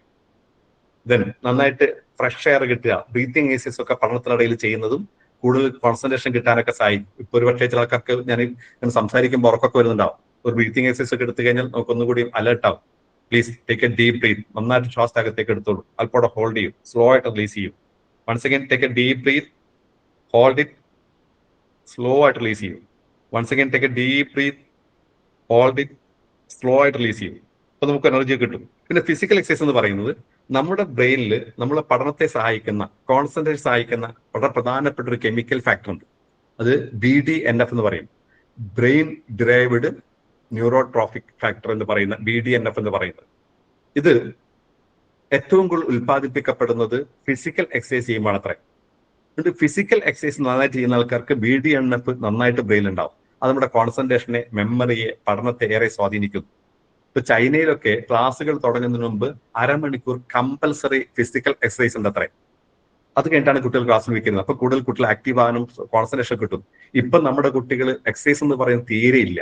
നമ്മുടെ കുട്ടികളൊക്കെ സ്കൂളിലേക്ക് തന്നെ വരുന്നത് സ്കൂൾ ബസ്സിലാണ്. ഗ്രൗണ്ടിലേക്ക് വരെ ഇറങ്ങുന്നില്ല, പുറത്ത് നടക്കുന്നില്ല. ഇനി വീട്ടിലൊക്കെ ഒഴിവ് സമയം കിട്ടിക്കഴിഞ്ഞാൽ മൊബൈൽ ഫോണിലോ TV-യുടെ കൊമ്പിലാണ്. കുട്ടികളൊക്കെ സ്ക്രീൻ അഡിക്റ്റഡ് ആണ്. ഫിസിക്കൽ മൂവ്മെന്റ് എന്ന് പറയുന്നത് കുറഞ്ഞു വരുന്നു. ഇത് കുട്ടികളുടെ പഠനത്തെ, കോൺസെൻട്രേഷൻ, സ്വഭാവത്തെയൊക്കെ സ്വാധീനിക്കുന്നുണ്ട്. ഇപ്പൊ നമ്മളെ ഇത് സ്വാധീനിക്കാൻ തുടങ്ങിയിട്ടുണ്ട്. അതുകൊണ്ട് നമ്മളും നന്നായിട്ട് ഫിസിക്കൽ എക്സസൈസ് ഒക്കെ ചെയ്യും. ഇത് പഠനത്തെയും നമ്മുടെ ജോലിയിലൊക്കെ നമുക്ക് കൂടുതൽ എനർജിയൊക്കെ കിട്ടും. അതുകൊണ്ട് ഈ ക്ലാസ്സിൽ കഴിഞ്ഞ ശേഷം ഇത്തരത്തിൽ ചില സ്വഭാവ രീതികൾ കൂടെ പരിശീലിക്കാൻ സഹായകരമാവണം. പിന്നെ പഠിക്കുമ്പോൾ പ്രൊമോഡോറോ ടെക്നിക്ക് എന്ന് പറയുന്ന ടെക്നിക്ക് ഉണ്ട്. പ്രൊമോഡോറോ ടെക്നിക്ക് പ്രകാരം പറയുന്നത് നമ്മൾ പഠിക്കും, പ്രത്യേകിച്ച് ഈ പ്രായത്തിലൊക്കെ പഠിക്കുമ്പോൾ കണ്ടിന്യൂസ് ആയിട്ട് നമുക്ക് പഠിക്കാനോ വായിക്കാനോ പറ്റില്ല. 25 മിനിറ്റ് പഠിക്കുക, എന്നിട്ട് നമുക്കൊരു ബ്രേക്ക് എടുക്കുക, 5 മിനിറ്റ് ബ്രേക്ക് എടുക്കുക, വീണ്ടും 25 മിനിറ്റ് പഠിക്കുക, 5 മിനിറ്റ് ബ്രേക്ക് എടുക്കുക, വീണ്ടും 25 മിനിറ്റ് പഠിക്കുക, 5 മിനിറ്റ് ബ്രേക്ക് എടുക്കുക. ഇത്തരത്തിൽ 4-25 കഴിഞ്ഞാൽ നമുക്ക് അരമണിക്കൂർ ബ്രേക്ക് എടുക്കാം. ആ രീതിയിൽ പഠിക്കുകയാണെങ്കിൽ പഠിച്ച കാര്യങ്ങൾ കുറച്ചുകൂടെ മനസ്സിൽ കൂടുതൽ നിൽക്കത്രേ, മെമ്മറി കൂടത്രേ, കോൺസെൻട്രേഷൻ കൂടത്രേ. മാത്രമല്ല ഈ ബ്രേക്ക് കൊടുക്കുന്നിടയിൽ ബ്രീത്തിങ് എക്സസൈസ് എടുക്കാം, മിനി എക്സസൈസുകൾ ചെയ്യാം, ഫ്രഷ് ആവാം, വെള്ളം കുടിക്കാം. അത്രത്തിൽ ഒരു ചെറിയൊരു മൂവ്മെന്റ് കഴിഞ്ഞതിന് ശേഷം മാത്രമേ വീണ്ടും ഇരിക്കാൻ പാടുള്ളൂ. അങ്ങനെ പഠിക്കുകയാണെങ്കിൽ പഠിച്ച കാര്യങ്ങൾ കൂടുതൽ മനസ്സിലാക്കും. പ്രൊമോഡോറോ ടെക്നിക്കിനെ കുറിച്ച് പറയുന്നത് simple productivity method. The pomodoro technique is a time management method developed by Francesco Cirillo എന്ന് പറയുന്ന ലോകപ്രശസ്തനായ സൈക്കോളജിസ്റ്റ് ഡെവലപ്പ് ചെയ്ത എല്ലാ മേഖലയിലും അപ്ലൈ ചെയ്യുന്ന ഒരു ടെക്നിക്കാണ് പ്രൊമോഡോറോ ടെക്നിക് എന്ന് പറയുന്നത്. നമ്മുടെ നന്നായിട്ട് ഫോക്കസ് ചെയ്യാനൊക്കെ സഹായിക്കും. അതിൽ ഞാൻ വീണ്ടും പറയാണ്, set a timer for 25 minutes. Then ഒരു 25 മിനിറ്റ്സ് പഠിക്കുന്നതിനെയാണ് 1 പ്രൊമോഡോറോ എന്ന് പറയുന്നത്. അത് കഴിഞ്ഞാൽ അത് പഠിക്കുമ്പോൾ ഫുൾ ഫോക്കസോടെ പഠിക്കുക. ഫോണുകൾ മറ്റു കാര്യങ്ങളൊക്കെ മാറ്റി വെച്ച് ശ്രദ്ധയെത്തേക്ക് എല്ലാ കാര്യങ്ങളും മാറ്റി വെക്കുക. വാട്സപ്പ് ഒന്നും ഉണ്ടാവരുത്. എന്നിട്ട് വീണ്ടും ഒരു stop when timer reaches 25 minute കഴിഞ്ഞാൽ റെസ്റ്റ് എടുക്കുക. എന്നിട്ട് വീണ്ടും നമ്മളെന്താ പറയുക, അങ്ങനെ ഒരു പ്രൊമോഡോറോ കഴിഞ്ഞു. അങ്ങനെ 4 പ്രൊമോഡോറോ കഴിഞ്ഞാൽ അരമണിക്കൂറൊക്കെ റെസ്റ്റ് എടുക്കാം. ഈ രീതിയിൽ പഠിക്കുകയാണെങ്കിൽ കൂടുതൽ എനർജി കിട്ടും, കൂടുതൽ കോൺസെൻട്രേഷൻ കിട്ടും. മാത്രമല്ല ഈ ബ്രേക്കിനിടയിൽ ഷോർട്ട് വാക്ക്, ചെറുങ്ങനെ നടക്കാം, വെള്ളം കുടിക്കാം, ഏതെങ്കിലും മിനി എക്സസൈസുകൾ ചെയ്യാം, ബ്രീത്തിങ് എക്സസൈസുകളൊക്കെ ചെയ്യുന്നത് നന്നായിരിക്കും. പിന്നെ സ്റ്റഡി മെറ്റീരിയലൊക്കെ നമ്മൾ സ്ഥിരമായിട്ട് സ്റ്റാൻഡേർഡ് സ്റ്റഡി ബുക്സ്, ഗൈഡുകൾ, സാധനങ്ങൾ ഒക്കെ ഇതിനു വേണ്ടി ശേഖരിച്ചു വെക്കുക. കഴിഞ്ഞ ഒരു 5 വർഷത്തെ ക്വസ്റ്റ്യൻ പേപ്പർ നന്നായിട്ട് ശേഖരിക്കുക. പിന്നെ സ്വാഭാവികമായിട്ട് ഓൺലൈൻ ക്ലാസ് ആകുമ്പോൾ നമ്മൾ കേൾക്കുക മാത്രമാണ് ചെയ്യുന്നത്. ഇപ്പൊ എന്റെ ക്ലാസ് പോലും കേൾക്കുക മാത്രമാണ്. കേൾക്കുമ്പോൾ വളരെ കുറഞ്ഞ കാര്യങ്ങൾ മാത്രമേ മനസ്സിലേക്ക് കയറുള്ളൂ. അതുകൊണ്ട് നിങ്ങൾ ക്ലാസ് കേൾക്കുമ്പോൾ എഴുതുകൂടെ ചെയ്യുകയാണെങ്കിൽ പോയിന്റ്സുകൾ എഴുതി വെച്ച് കഴിഞ്ഞാൽ കുറച്ചുകൂടി അണ്ടർസ്റ്റാൻഡ് ലെവലിലേക്ക് അത് പോകും. പിന്നെ ആ പോയിന്റ്സ് ഒന്നുകൂടി നോക്കുമ്പോൾ കുറച്ചുകൂടെ നമുക്ക് മനസ്സിലാവുകയും ഓർമ്മയിൽ നിൽക്കുകയും ചെയ്യും. അതുകൊണ്ട് ഓൺലൈൻ ക്ലാസ് കേൾക്കുന്ന ആൾക്കാരൊക്കെ നിർബന്ധമായിട്ടും പേനയും പേപ്പറൊക്കെ വെച്ചിട്ട് പോയിന്റ്സുകൾ എഴുതി വെക്കണം. അത് കഴിഞ്ഞിട്ട് അതുമായിട്ട് ബന്ധപ്പെട്ട മെറ്റീരിയൽ PDF ഒക്കെ നിങ്ങൾക്ക് തരാൻ സാധ്യതയുണ്ട്. അത് നമ്മൾ വായിക്കണം. വായിക്കുന്നതും കേൾക്കുന്നതും വ്യത്യാസമുണ്ട്. കേൾക്കുമ്പോൾ വളരെ കുറച്ചേ മനസ്സിൽ നിൽക്കുള്ളൂ. വായിക്കുമ്പോൾ കാണുമ്പോൾ കൂടുതൽ കാര്യങ്ങൾ മനസ്സിലേക്ക് നിൽക്കും. അതുകൊണ്ട് വായിച്ച് പഠിക്കുന്നതും കേട്ട് പഠിക്കുന്നതും വ്യത്യാസമുണ്ട്. ഇപ്പൊ കുട്ടികളൊക്കെ അധികം ഓൺലൈൻ ക്ലാസ് കേൾക്കുന്നവരാണ്. അപ്പൊ അത്രയും മനസ്സിൽ നിൽക്കുള്ളൂ. കേൾക്കുമ്പോൾ നമുക്ക് എല്ലാം മനസ്സിലായി തോന്നും, പക്ഷെ മനസ്സിൽ നിൽക്കില്ല. അണ്ടർസ്റ്റാൻഡിങ് ലെവലിലേക്ക് കുറച്ച് പോകും. അത് സ്വന്തമായിട്ട് വായിച്ച് പഠിക്കുമ്പോൾ കൂടുതൽ മനസ്സിലേക്ക് നിൽക്കും. അതുകൊണ്ട് കൂടുതൽ സ്വന്തമായിട്ട് പഠിക്കാനൊക്കെ തയ്യാറാക്കാം. മാത്രമല്ല, സാധാരണ ഇത്തരത്തില് വൈകി പഠിക്കുന്ന ആൾക്കാർക്ക് ഉണ്ടാവുന്ന ചില പ്രശ്നങ്ങളുണ്ട്. Common mistakes. സ്റ്റഡിങ് എല്ലാ കാര്യങ്ങളും പഠിച്ചിട്ട് വേണ്ട. നിങ്ങളെ സിലബസിലെ കാര്യം മാത്രം ഫോക്കസ് ചെയ്ത് പഠിച്ചാൽ മതി. എല്ലാ കാര്യവും പഠിക്കാൻ പോകണ്ട. പക്ഷെ എല്ലാ കാര്യവും പഠിക്കുന്ന നമുക്ക് സ്കൂളുകളിൽ ആയിരിക്കും. മാത്രമല്ല, വേറെ ചില മിസ്റ്റേക്സ് എന്ന് പറയുന്നത് മോക്ക് ടെസ്റ്റുകൾ എടുക്കൂല. എത്ര മോക്ക് ടെസ്റ്റുകൾ എടുക്കുന്നോ അത്രയും നമ്മൾ കോൺഫിഡന്റ് ആണ്. പരമാവധി മോഡൽ പരീക്ഷകൾ എഴുതാൻ തയ്യാറാവുക. മോക്ക് ടെസ്റ്റുകൾ ഇഗ്നോർ ചെയ്യുന്നത് പറയുന്നത് മിസ്റ്റേക്കാണ്. ദെൻ അവസാനത്തെ പഠനം എന്ന് പറയുന്നത് ടെൻഷൻ കൂട്ടും. പരീക്ഷയുടെ ദിവസമൊക്കെ നന്നായിട്ട് ഉറങ്ങുകയും വേണം. പലപ്പോഴും പരീക്ഷ ഹാളിൽ ടെൻഷൻ കൂടുന്നത്, പഠിച്ച കാര്യങ്ങൾ മറന്നു പോകുന്നത് പരീക്ഷയുടെ തലേ ദിവസമുള്ള ഉറക്കമിളപ്പാണ്. നമ്മുടെ ബ്രെയിൻ നമ്മുടെ കൂടെ കൃത്യമായിട്ട് ഫോളോ ചെയ്യണമെങ്കിൽ, നമ്മൾ സപ്പോർട്ട് ചെയ്യണമെങ്കിൽ തലേ ദിവസം ബ്രെയിനിന് വേണ്ടത്ര റെസ്റ്റ് കിട്ടണം. ദെൻ ഫിയർ, ഞാൻ ജയിക്കുമോ എന്നുള്ള ഫിയർ ബേസ്ഡ് ലേണിംഗ് പലപ്പോഴും നമുക്കൊരു മിസ്റ്റേക്കാണ്. പിന്നെ റിവിഷൻ നടത്താത്തത് മറ്റൊരു മിസ്റ്റേക്കാണ്. അതുകൊണ്ട് അതൊക്കെ അതിജീവിച്ചുകൊണ്ട് നമുക്ക് മുമ്പോട്ട് പോകാം. സോ ബി പോസിറ്റീവായിട്ട് ചിന്തിക്കും. നമുക്ക് ഈ പ്രശ്നങ്ങൾ അതിജീവിക്കാൻ പറ്റും, നമുക്ക് ജയിക്കാൻ പറ്റും, ഇനി തോൽക്കും, എനിക്ക് പഠിക്കാൻ പറ്റുന്ന ചിന്തകൾ ഈ പരീക്ഷയ്ക്ക് വേണ്ടി പ്രിപ്പയർ ചെയ്യുന്ന വയലിൻ ക്ലാസ്സിൽ അറ്റൻഡ് ചെയ്യുന്ന ഒരാൾക്ക് ഉണ്ടാവരുത്. പോസിറ്റീവായിട്ട് മുമ്പോട്ട് പോകാൻ തയ്യാറാവും. If you can change your mind, you can change your life. നിങ്ങളുടെ മനസ്സിനെ ഒന്ന് മാറ്റാൻ തയ്യാറായി കഴിഞ്ഞാൽ നമ്മുടെ ലൈഫ് തന്നെ നമുക്ക് മാറ്റാൻ പറ്റും, ഒരു സംശയവുമില്ല. മാത്രമല്ല, പ്രായമൊന്നൊരു പ്രശ്നമേ അല്ല. നിങ്ങൾ KFC ചിക്കനെ കുറിച്ച് അറിയാലോ. KFC fried chicken. 65-ാമത്തെ വയസ്സിലാണ് ദരിദ്രനായ ഒരു മനുഷ്യൻ KFC ബിസിനസ്, ചിക്കൻ ബിസിനസ് തുടങ്ങുന്നത്. അതും അദ്ദേഹം ഏകദേശം 1.5 കൊല്ലം ഈ കൂട്ടുമായിട്ട്, ഇത്തരത്തിലുള്ള ഒരു KFC ഉണ്ടാക്കുന്ന ഒരു കൂട്ടുമായിട്ട് ഒരുപാട് ഹോട്ടലുകൾ ശ്രമിച്ചിരുന്നു. അവരൊക്കെ റിജക്ട് ചെയ്തു. പക്ഷെ അദ്ദേഹത്തിന്റെ കൂട്ടത്തിൽ ഒരു വിശ്വാസം ഉണ്ടായിരുന്നു. അതിൽ ആയിരക്കണക്കിന് ഹോട്ടലുകൾ കയറി ഇറങ്ങിയിട്ട് അവസാനം 1005-ാമത്തെ ഹോട്ടലാണ് ഈ ബിസിനസ്, ഈ ഒരു കൂട്ട് അദ്ദേഹത്തെ സ്വീകരിക്കുന്നത്. അതിനുശേഷം അദ്ദേഹം ലോകം മുഴുവൻ ഫ്രാഞ്ചൈസികളൊക്കെ തുടങ്ങിയിട്ട് ലോകത്തെ ഏറ്റവും സമ്പന്നമായ മനുഷ്യരായിട്ട് മാറി 65 വയസ്സിന് ശേഷം. പ്രായം ഒരു പ്രശ്നമേ അല്ല. ധൈര്യമായിട്ട് മുമ്പോട്ട് പോവുക. So believe in you. നമ്മുടെ കഴിവ് വിശ്വസിക്കാൻ തയ്യാറാവുക. ഞാൻ മോശമാണ്, എനിക്ക് എന്റെ ലാംഗ്വേജ് മോശമാണ്, എന്റെ പഠനം മോശമാണ്, സൈക്കോളജി എനിക്ക് തീരെ വഴങ്ങില്ല, ഇതെനിക്ക് ശരിയാവില്ല എന്നൊക്കെ പറയുന്ന ചിന്തകളൊക്കെ ഒഴിവാക്കൂ. Believe in you. I am okay. കണ്ണാടി മുമ്പ് പറയാം, ഞാനാരാ മോൻ, എനിക്കെന്താ കുഴപ്പം, യെസ് ഐ ക്യാൻ എന്ന് ധൈര്യമായിട്ട് മുമ്പോട്ട് പറയൂ. യെസ്, തുടങ്ങിയെടുത്തതിനെ അവസാനിപ്പിക്കാൻ. You can if you think you can. പിന്നെ ജീവിതത്തിൽ മുമ്പോട്ട് പോകുമ്പോൾ പ്രശ്നങ്ങൾ, പ്രയാസങ്ങളൊക്കെ ഉണ്ടാവും. എന്തുകൊണ്ടാണ് ജീവിതത്തിൽ പ്രശ്നങ്ങൾ, പ്രയാസങ്ങളൊക്കെ ഉണ്ടാകുന്നത്? ജീവിക്കുന്നുണ്ട്. ഒരിക്കല് ഒരു സ്വാമിയുടെ അടുത്ത് ഒരാൾ പറഞ്ഞു, സ്വാമി, എന്റെ ജീവിതത്തിൽ നിറയെ പ്രശ്നങ്ങളാണ്, പ്രയാസങ്ങളാണ്, ജീവിക്കാൻ തന്നെ ആഗ്രഹമില്ല, മരിച്ചാൽ മതി, അല്ലെങ്കിൽ സ്വസ്ഥയോടുകൂടി സമാധാനത്തോടെ ജീവിക്കാനുള്ള സ്ഥലം കാണിച്ചു തരുമോ, കുറച്ച് നേരത്തേക്കാണെങ്കിലും മതി എന്ന് പറഞ്ഞു. അപ്പൊ സ്വാമി പറഞ്ഞു, എന്റെ കൂടെ വരും എന്ന് പറഞ്ഞു. സന്തോഷത്തോടെ ഇയാൾ സ്വാമിയെ പിന്തുടർന്നു. സ്വാമി ആൾ എവിടേക്കാ കൊണ്ടുവന്നറിയും? ഒരു ശ്മശാനത്തിലേക്ക്. ഇവിടെ കിടന്നോളൂ, ഒരു കുഴപ്പവും ഉണ്ടാവില്ല എന്ന്. പ്രശ്നങ്ങളില്ലാത്ത അവസ്ഥ മരണതുല്യാണെന്ന് അറിയാം. നമ്മള് പ്രശ്നങ്ങളും പ്രയാസങ്ങളൊക്കെ ഉണ്ടാകുമ്പോഴാണ് നമ്മുടെ ജീവിതം കൂടുതൽ കരുത്തുള്ളവരാവുന്നത്. കൊണ്ട് ഇടയ്ക്ക് ടെസ്റ്റ് ചെയ്യുക, ഇടയ്ക്ക് പഠിക്കുക, എന്തെങ്കിലുമൊക്കെ ചാലഞ്ച് വരുമ്പോൾ നമ്മൾ വളരുക. ഒരു ചാലഞ്ച് ഇല്ലെങ്കിൽ നമ്മുടെ ലൈഫ് എന്താ, ഒന്നും പറ്റാതെ പോകും. നിങ്ങൾ എന്റെ മുമ്പിൽ കാണുന്ന സ്ക്രീനിൽ എന്താ കാണുന്നത്? ECG ആണല്ലേ. ECG എങ്ങനെ ഉണ്ടാവുക? അത് സ്ട്രെയിറ്റ് നേരെയാണെങ്കിൽ എന്താ അർത്ഥം? നമ്മൾ മരിച്ചു എന്നാണല്ലോ. അത് സാധാരണ ആരോഗ്യമുള്ള മനുഷ്യരുടെ ECG എങ്ങനെ ഉണ്ടാവുക? Straight, up and down, again straight, ചിലപ്പോൾ അപ്പ്, ചിലപ്പോൾ ഡൗണും, ചിലപ്പോൾ നേരെ, ചിലപ്പോൾ താഴോട്ട്, ചിലപ്പോൾ മുകളിലോട്ട്. അതാണ് അദ്ദേഹത്തെ ജീവിക്കുന്നത് ഉറപ്പ് വരുത്തുന്നത്. നമ്മുടെ ജീവിതം അങ്ങനെ തന്നെ, നേരെയല്ല, ചിലപ്പോൾ താഴോട്ട്, ചിലപ്പോൾ മുകളിലോട്ട്, ചിലപ്പോൾ നേരെ, അങ്ങനെയൊക്കെ തന്നെ പോകണം. മാത്രമല്ല, സന്തോഷവും സങ്കടങ്ങളും ചേർന്നാണ് ജീവിതം, സുഖവും ദുഃഖവും ചേർന്നാണ് ജീവിതം. നമുക്ക് സന്തോഷം മനസ്സിലാകുന്നതുകൊണ്ടാ, കുറെ സങ്കടങ്ങൾ ഉള്ളതുകൊണ്ടല്ലേ. സുഖം മനസ്സിലാവണമെങ്കിൽ കുറെ അസുഖങ്ങൾ ഉണ്ടാവണം. വെളിച്ചം മനസ്സിലാവണമെങ്കിൽ ഇരുട്ടുണ്ടാവണം. വെളിച്ചം മാത്രമാണെങ്കിൽ വെളിച്ചം എന്താണെന്ന് നമുക്ക് മനസ്സിലാവില്ലല്ലോ. ചിലക്കാർ പ്രാർത്ഥിക്കാറുണ്ട്, ദൈവം എനിക്ക് എപ്പോഴും സന്തോഷമായിരിക്കണേ.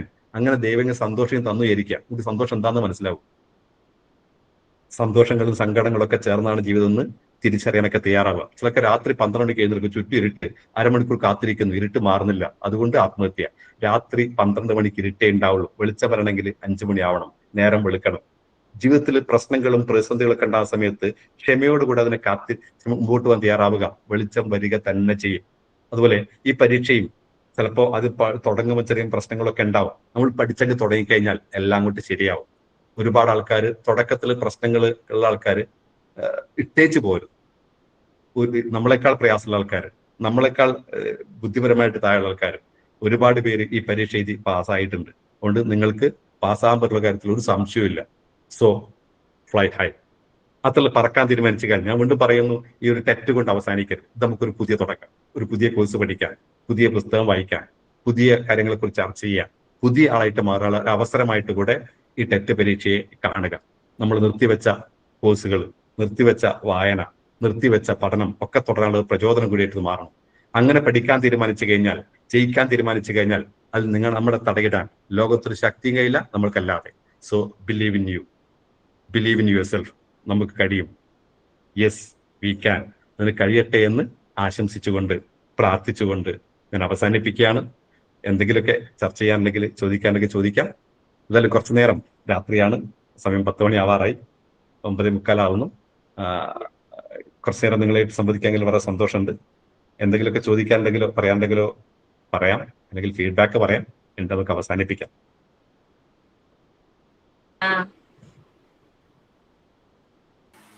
നല്ല motivational class sir, super. Thank you.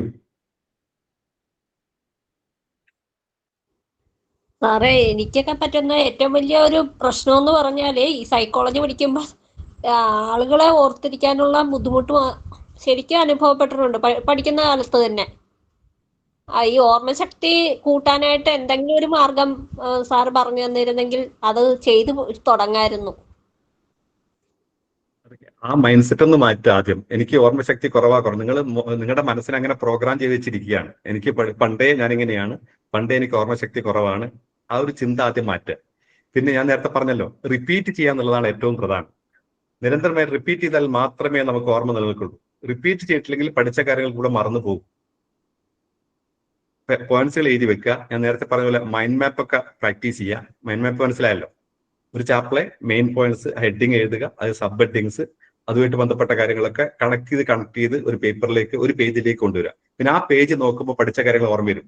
പിന്നെ ഏറ്റവും പ്രയാസമുള്ള ചാപ്റ്ററിന്റെ മൈൻഡ് മാപ്പ് ഒക്കെ തയ്യാറാക്കി നമ്മൾ പഠിക്കുന്ന സ്ഥലത്ത്, ദിവസവും കാണുന്ന സ്ഥലത്ത് ഇങ്ങനെ ഒട്ടിച്ചു വെക്കുക. അതിങ്ങനെ കാണുമ്പോൾ അറിയാതെ നമ്മുടെ മനസ്സിലേക്ക് ചിത്രമായിട്ട് പതിയും. മാത്രമല്ല, പരീക്ഷകളിലേക്ക് കയറുന്നതിന് മുമ്പ് ഈ മൈൻഡ് മാപ്പ്, നമുക്കൊരു 10 ചാപ്റ്ററാണ് പഠിക്കുകയാണെങ്കിൽ 10 മൈൻഡ് മാപ്പ് നമ്മൾ ജസ്റ്റ് സ്കാൻ ചെയ്ത് മാറ്റി വെച്ച് പരീക്ഷകളിലേക്ക് കയറുകയാണെങ്കിൽ അത് ചിത്രമായിട്ട് നമ്മുടെ മനസ്സിൽ പതിയും. ടീച്ചർ ഡിഗ്രി പാസ്സായിട്ടുണ്ട്, TTC അല്ലെങ്കിൽ B.Ed പാസ്സായിട്ടുണ്ട്, 10ാം class പാസ്സായിട്ടുണ്ട്.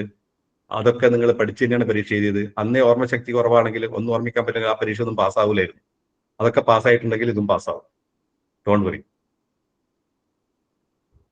Thank you sir. ഒത്തിരി തോന്നുന്നുണ്ട്, ഇപ്പൊ പഠിച്ചാൽ കിട്ടും എന്നുള്ളൊരു തോന്നൽ കേട്ടപ്പോ. തോന്നലുണ്ടായിരുന്നെങ്കിൽ വിജയത്തിന്റെ പകുതി ദൂരം നമ്മൾ താണ്ടിക്കഴിഞ്ഞു. മലപ്പുറം ജില്ലയുടെ വിജയം മുഴുവൻ സാറാണെന്ന് ഈ ഒരു ക്ലാസ് കൊണ്ട് മനസ്സിലായി. എനിക്ക് ഹാറ്റ്സ് ഓഫ് യു സാർ, നന്നായിട്ടുണ്ട്.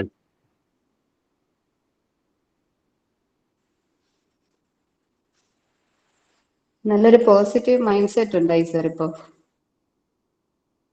Okay, thank you.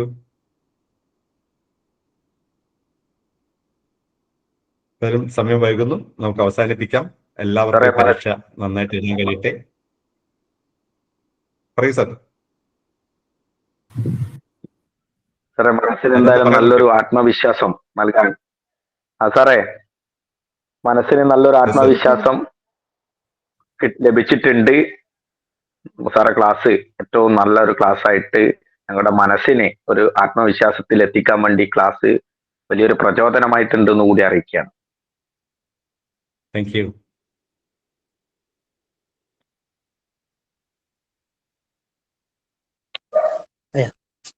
Hello Saleem സാറേ. ഹലോ, ഞാൻ ദേവദാസ്.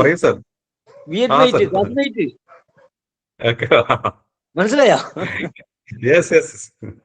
എന്റെ ഭാര്യ ഇതിലുണ്ട്. സന്തോഷം. ക്ലാസ്സിലുണ്ട്. സുഖം തന്നെയല്ലേ? സുഖമായിരിക്കുന്നു. ഞാൻ ഇതിൽ വാട്സാപ്പിൽ പരിപാടികൾ കാണലുണ്ട്. ഓക്കെ, ശരി. പുതിയ ആൾക്കാരെയും പഴയ ക്ലാസ്മേറ്റ്സ് ഒക്കെ വീണ്ടും സന്ധിക്കാൻ കഴിഞ്ഞതിൽ സന്തോഷം. എല്ലാവർക്കും ഒരിക്കൽ കൂടെ എല്ലാവിധ വിജയാശംസ നേരുന്നു. വീണ്ടും നമുക്ക് കാണാം. Thank you. Good night. Thank you, sir. Thank you, sir. Such a informative and motivational session. ശരിക്കും പറഞ്ഞാല് സാറ് പറഞ്ഞ പല കാര്യങ്ങളും ഇപ്പോ റിയാലിറ്റിയിൽ വന്നുകൊണ്ടിരിക്കുന്നു എന്നുള്ളതാണ്. സാർ പറയുന്നുണ്ടായിരുന്നു കേട്ടിട്ട് കൊണ്ട് നിങ്ങൾ സ്റ്റോപ്പ് ചെയ്യരുത്, അതിന്റെ മേലെ പഠിക്കണം എന്നുള്ളത്. അപ്പൊ കഴിഞ്ഞ റിവ്യൂ മീറ്റിംഗിൽ പലരും പറഞ്ഞത് സാർ സുപ്രീം കോടതി വിധി നമുക്കൊരു ബ്ലെസ്സിങ് ആയിട്ടുണ്ട്, നമ്മളെ തന്നെ നമുക്ക് റിഫ്രഷ് ചെയ്യാൻ വേണ്ടിയുള്ള ഒരു അവസരമായിട്ടാണ് നമ്മളിപ്പോ കേട്ടറ്റ് കോഴ്സിനെ കണ്ടത്.